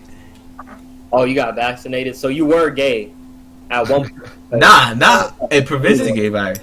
Well, if you're vaccinated, that means you have the gay virus. Yeah, within your DNA. Yeah, in your blood. But the antibodies fought it because my antibodies are straight. You still got injected with the gay virus. But that's not my body though. My body fought against it and learned how to defend against gays. Still got injected with it though. Like it might be like a small dosage so that your body could fight it, but like you still got the gay. That's like saying since you smelled a fart, you still have poop in your system. Like so you particle in all up in the crevices of your nose because people don't really clean their noses like that. Like, you know, it might have just went all the way up into your brain. Like, how do you get that out? So you got shit brains. Shit for How do you brains. get that out? Exactly. So you might still have that doodle particle stuck in your body for the rest. That's of your like life. when you see a dead animal or someone smelling a dead body and they're like covering their nose and you smell it. That dead diseased carcass particles are now in you. If you think about it, For the rest of your life. Like, what even is that? Like when they're producing those smells, like is that just their body like giving off like carbon and all that stuff? Yeah. yeah, it's breaking down, Decomposition. and a lot of that produces methane, which does not smell good. Honestly, like I've never smelled a dead body or dead Methane, animal. sulfur. I don't know how bad it actually smells. So you never been driving down the road, or the car was going down the road and it's past a dead animal, or you've been walking down the road and you're like, "What's that smell?" and you see a dead carcass. It's like, "Oh, Nope, never in my life. Never in my. I've had fish guts in my hand, but that doesn't like really smell like because it was freshly dead. But I've never like been within the presence of like an animal that's been dead long enough to like actually like start smelling like super bad. Except for like a rabbit one time, or not, actually a few times, that fell in like my window well in Colorado, and it like just died and the body just decomposed there. But like it never really smelled because his body wasn't like big enough to actually like give off like a substantial amount. I remember this squirrel died in front of our freaking old house, and like every day it was like a science observation. Like every day you can see the stage of decomposition. I saw every stage. It was clean it up from fresh to skeleton. Nah, no one wanted to touch it. Even though I pulled it out, like someone gonna clean it up. He said, how about you? I said, no, I'm not. So like they just disregarded it. So to touch a dead body, like honestly, I wouldn't want to do that either. I'll let nature do its thing. It was on the lawn, so that's fertilizer. So if I pull up to my house and my dad is just slumped on the floor like just dead, I'm not touching his body. Like you're not gonna check if he's alive or if you can. No, I would call somebody because I know if he's just slumped on the floor like that, he definitely ain't asleep. Like I'm gonna be like, Dad, I might tap his head a couple times. Like check his pulse. I don't know pulses, bro. If his pulse, if he ain't waking up, that means he's probably dead. That doesn't mean that all the could be unconscious. comatose. For what, bruh? Bruh. All right, I might check for a heartbeat. Maybe, but if I find out that I touched a dead body, it's gonna change me, bruh. You're gonna see. What if God forbid that your baby died of SIDS, and you just see your baby in the crib, lifeless, and you're like, I ain't touching that, bro. I ain't touching that, bro. You're not gonna ball, embrace your baby like, oh, dear baby. Nah, I ain't touching that, bro. Hey, Karen. Hey, Carol. Hey, Alicia. Hey, Alicia, come in here. You take care of that. I'm your baby. An inanimate object at that point. It doesn't have a life. It's gone, bro. That thing is dead. You don't even identify it as your kid anymore? Bro, it's still my child in my heart and in my mind, but at the same time, like I don't want to be touching a dead body. Like, it's just nasty. Not even nasty. Like, it's just something that's like so morbid about touching a body that's just gone, like lifeless. Like, it would just feel weird to me. Like, I don't know how I'd feel, like, knowing that I just touched a dead body. Like, I think I might have one time, cause like when my little sister died, like a really long, like I think I was like 7 at the time, 7 or 8, somewhere around there. I think like, cause I didn't like realize what death was at that time, so I think I touched her, like I kissed her forehead, but like obviously she was already dead at that point. But I didn't like really think about it like that. But then I kind of just like developed this like weird phobia of just like touching dead things, cause like I don't know, it's kind of weird to me, man. Like I had to like really like think really hard and like concentrate, like when I went fishing, on putting the bait on the hook and just knowing like this is very normal, touching dead like fish guts. This is normal. It was such a hard thing just to reach in that bucket of chum to grab a fish head, chum put bucket. it on with it, dude. It was nasty, but like after a while I got used to it. But like, bro, that's the like at a supermarket. I don't know how those people touch those fish to put them in, like, or whatever the case may be, or chop them up. I could never work somewhere and there's a dead fish right in front of me. I wouldn't be able to pick it up. Dead fish do look. How do you handle birds? Dead fish do look scary. Like, I mean, I eat food knowing that it's a dead animal, but like, I can't touch like something that's all intact, like an intact being. Like if someone hunted, have a life. like so if someone hunted a deer down, you couldn't like skin that deer or something or taxidermy it. Yeah, like if it was all intact, I wouldn't be able to touch it. Yeah, like you if it was popped up, like maybe, but like if it was just intact completely, I wouldn't touch it. Wait, what about in like having you like in anatomy done like dissecting or something? Like dissecting frogs? Yeah, what about that? That I didn't feel good about that either. What about if your dog dies? If my dog dies, bro, like, hey, somebody else gonna have to handle that. I'm not picking bro up. Yeah, you can't be You're not gonna pick him up off the pavement. You're like, nah. Yeah, you're gonna pick it up with. He's gonna pick it up with a shovel. So hard, like, I'm not like. I think I've had to like sweep up like dead lizards and stuff, but like I never like. What type of Tijuana activity is that? Man, like, that sounds like something like a kid in Mexico would be getting paid for it. Sweeping up dead iguanas. Right. Getting paid like 30 pesos an hour. Like when snakes, like when reptiles like shed their skin, I would not be able to touch that either. Like I can't. If there was like just a snake shedding right there, I would not touch it. Like it's just gross to me. You're not supposed to. They're delicate. Hey, you really have a phobia of dead bodies. I think that's an actual phobia. I forgot what it was called. Phobia of dead body. But all I know is you can't be a doctor. That's all I know. Yeah.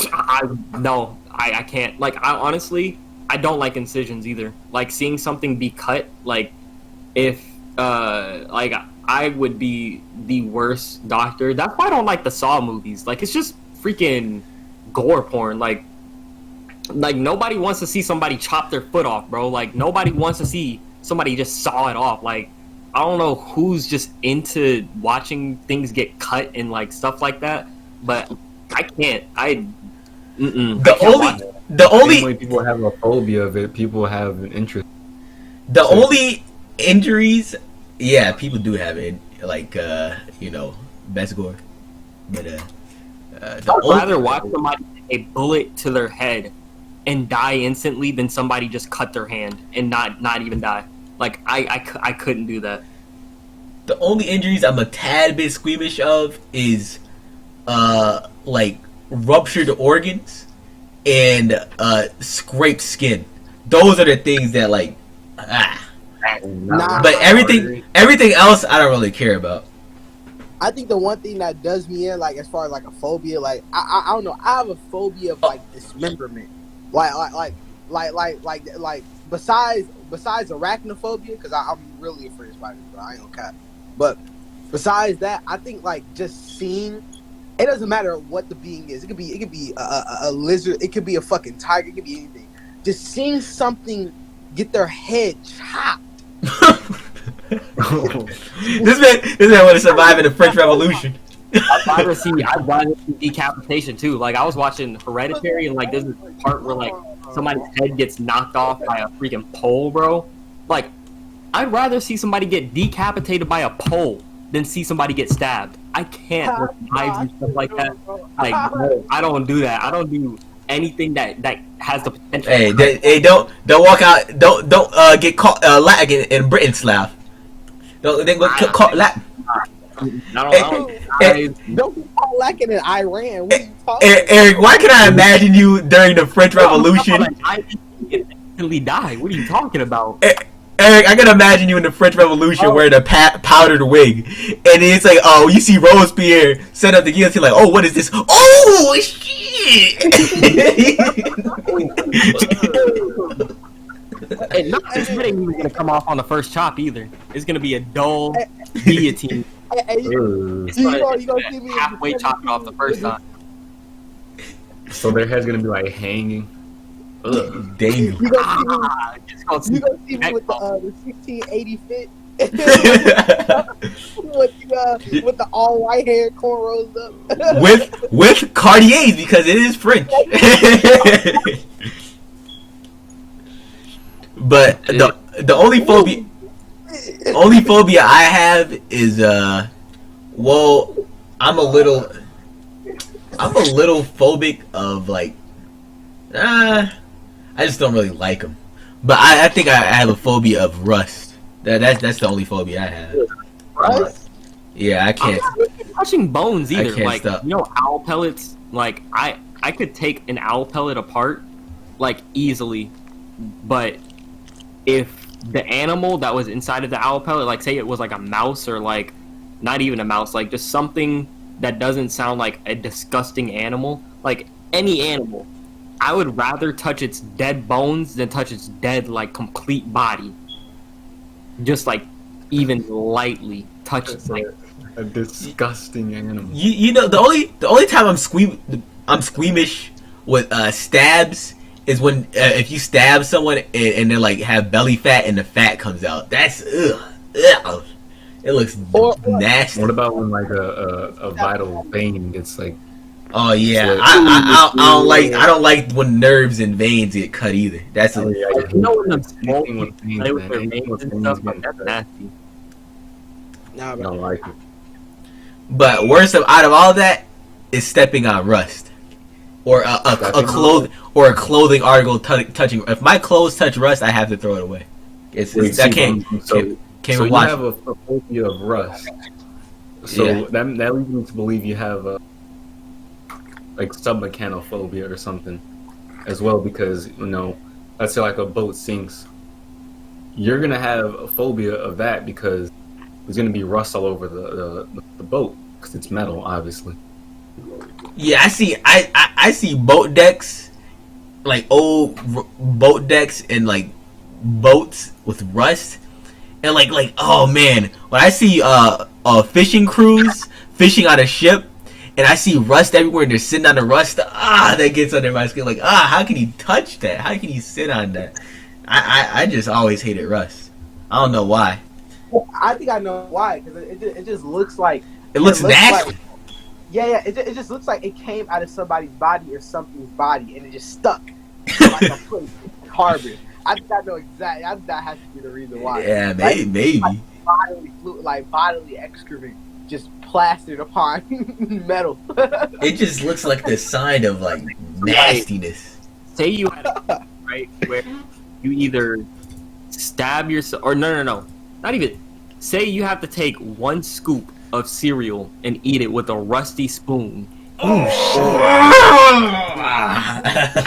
Or at that point, the rust is just getting on your tongue. no. But like, You can taste it too. it's either that, or you have to like inject your legs with something that would paralyze you from the waist down. Dude, I remember. But before I answer that question, I remember I was over at Scoot's house, and then I was. I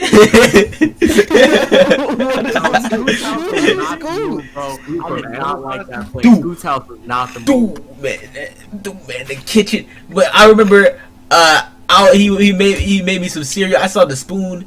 It looked so nasty. I saw some rust. I said, nah, I just starved. I couldn't. I wouldn't eat off. Sean was eating off it. I was like, oh no, I don't know how he's doing that, man. He's like, oh no. I wouldn't eat off of anything, so like, he probably was looking at the spoon, bro. He was like, cereal. Exactly. Yeah, his house was a disaster. But I would take the ladder. Rather paralyze your legs for the rest of your life than eat off of a rusty spoon. Hey, I hate walking anyway. Bro. I'll just take the spoon, bro. Hey, what? But hey, what if you take the spoon, get tetanus, and then you die or get paralyzed? So shot. Shot.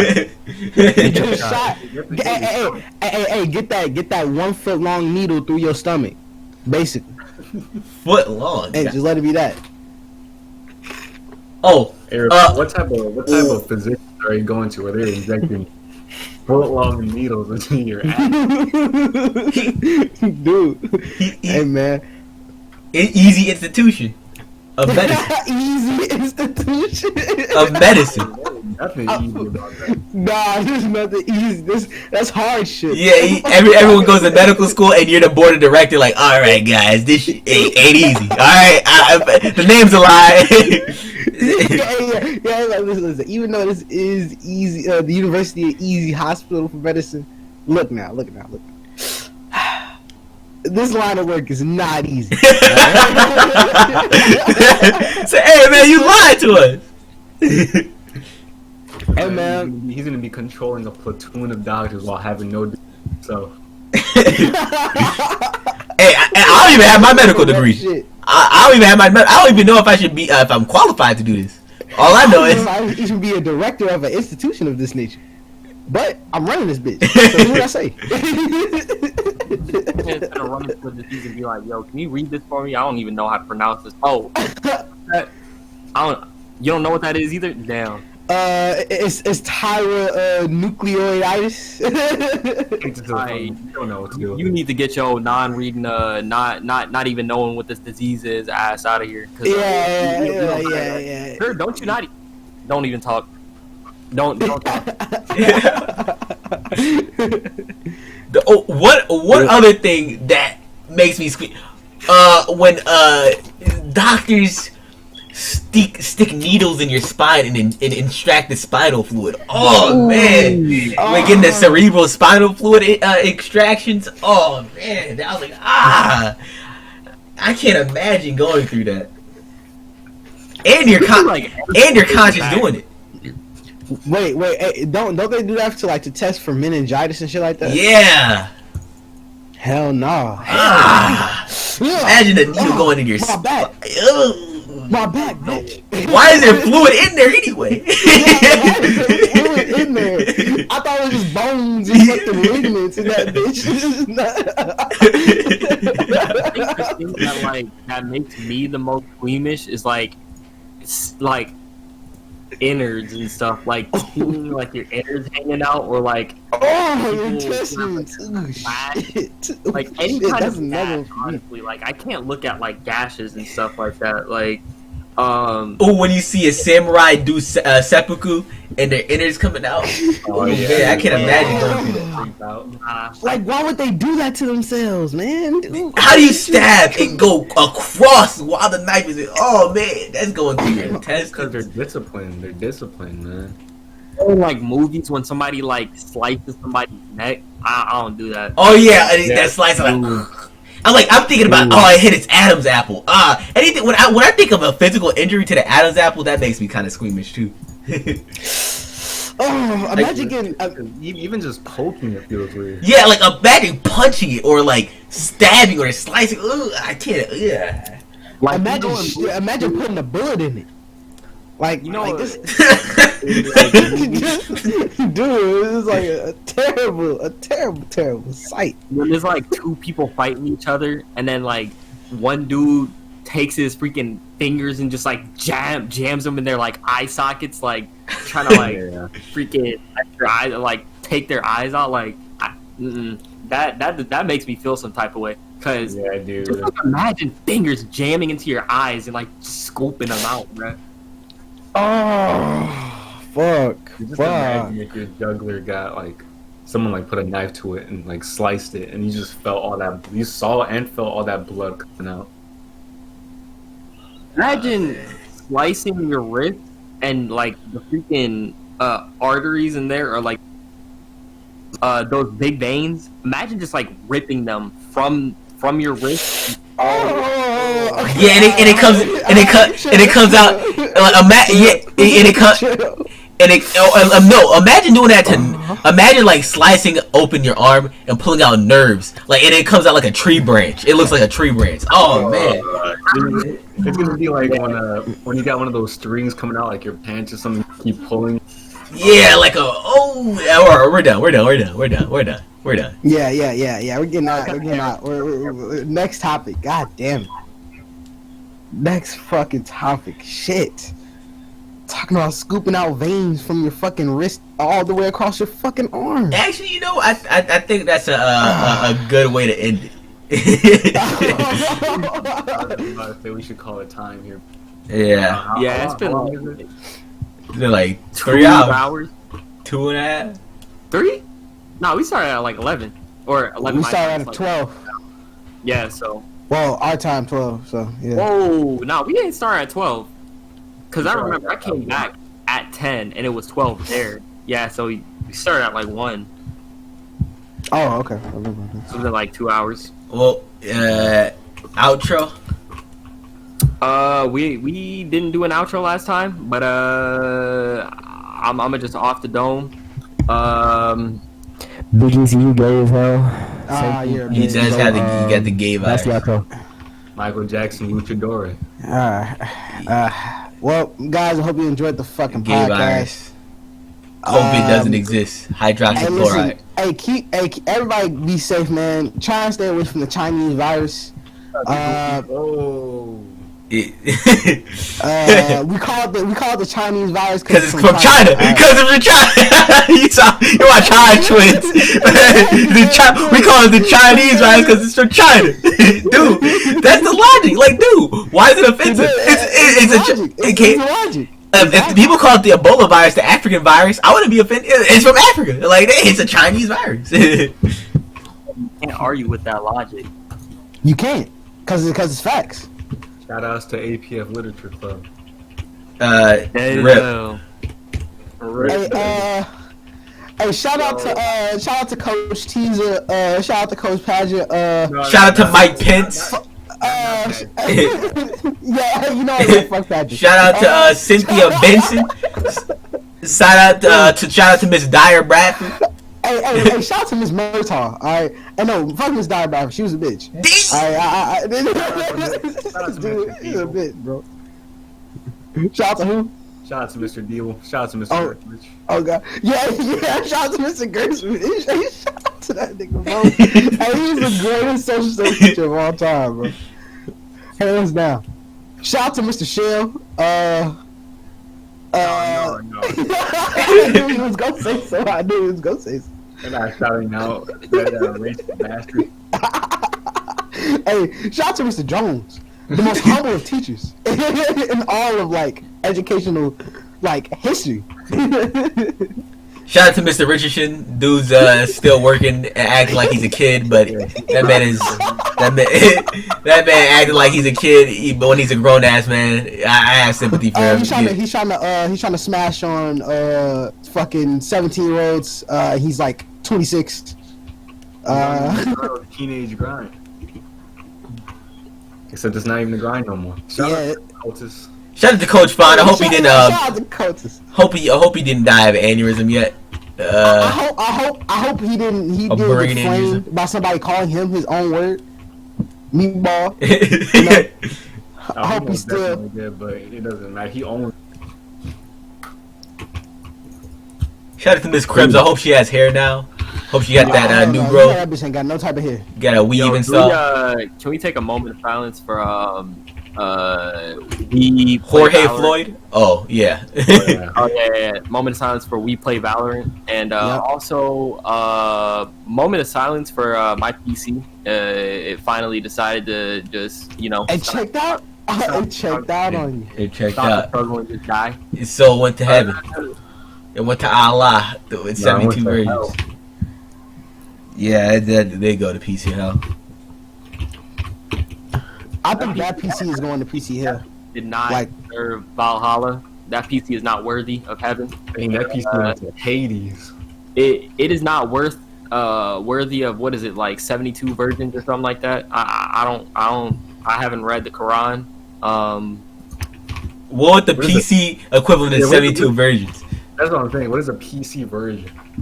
Is it RAM sticks? PCIe slots? Nah, it's how many graphics cards you can fit in it. A multi-graphic card setup. It's never been plugged in. Hey, my PC never even been used. My PC is a female. 72 cores on the 72 cores. Hell no, that shit's gonna fucking explode. That's overheated. Especially if it's Intel. If it's Intel, that shit's gonna fucking. It's gonna be a nuclear bomb in that bitch. That's not even that. That's not the even Intel i9 with 72 cores. Bro, that's just gonna accumulate so much fucking heat. You're gonna need like a fucking Acer. A fucking MSI. Afterburner. Not even afterburner. You're gonna need a whole entire cooling system. You're gonna need a Noctua 500 series. Actually, you're gonna need a NOS tank to keep that shit from fucking. You're gonna need to start using antifreeze. Yeah, at that point. Some engine coolant. That shit's gonna be fucked. I'm gonna have to start pumping diesel into your PC. The carbon emissions go up. Alright. Pissed as hell. Cut this shit.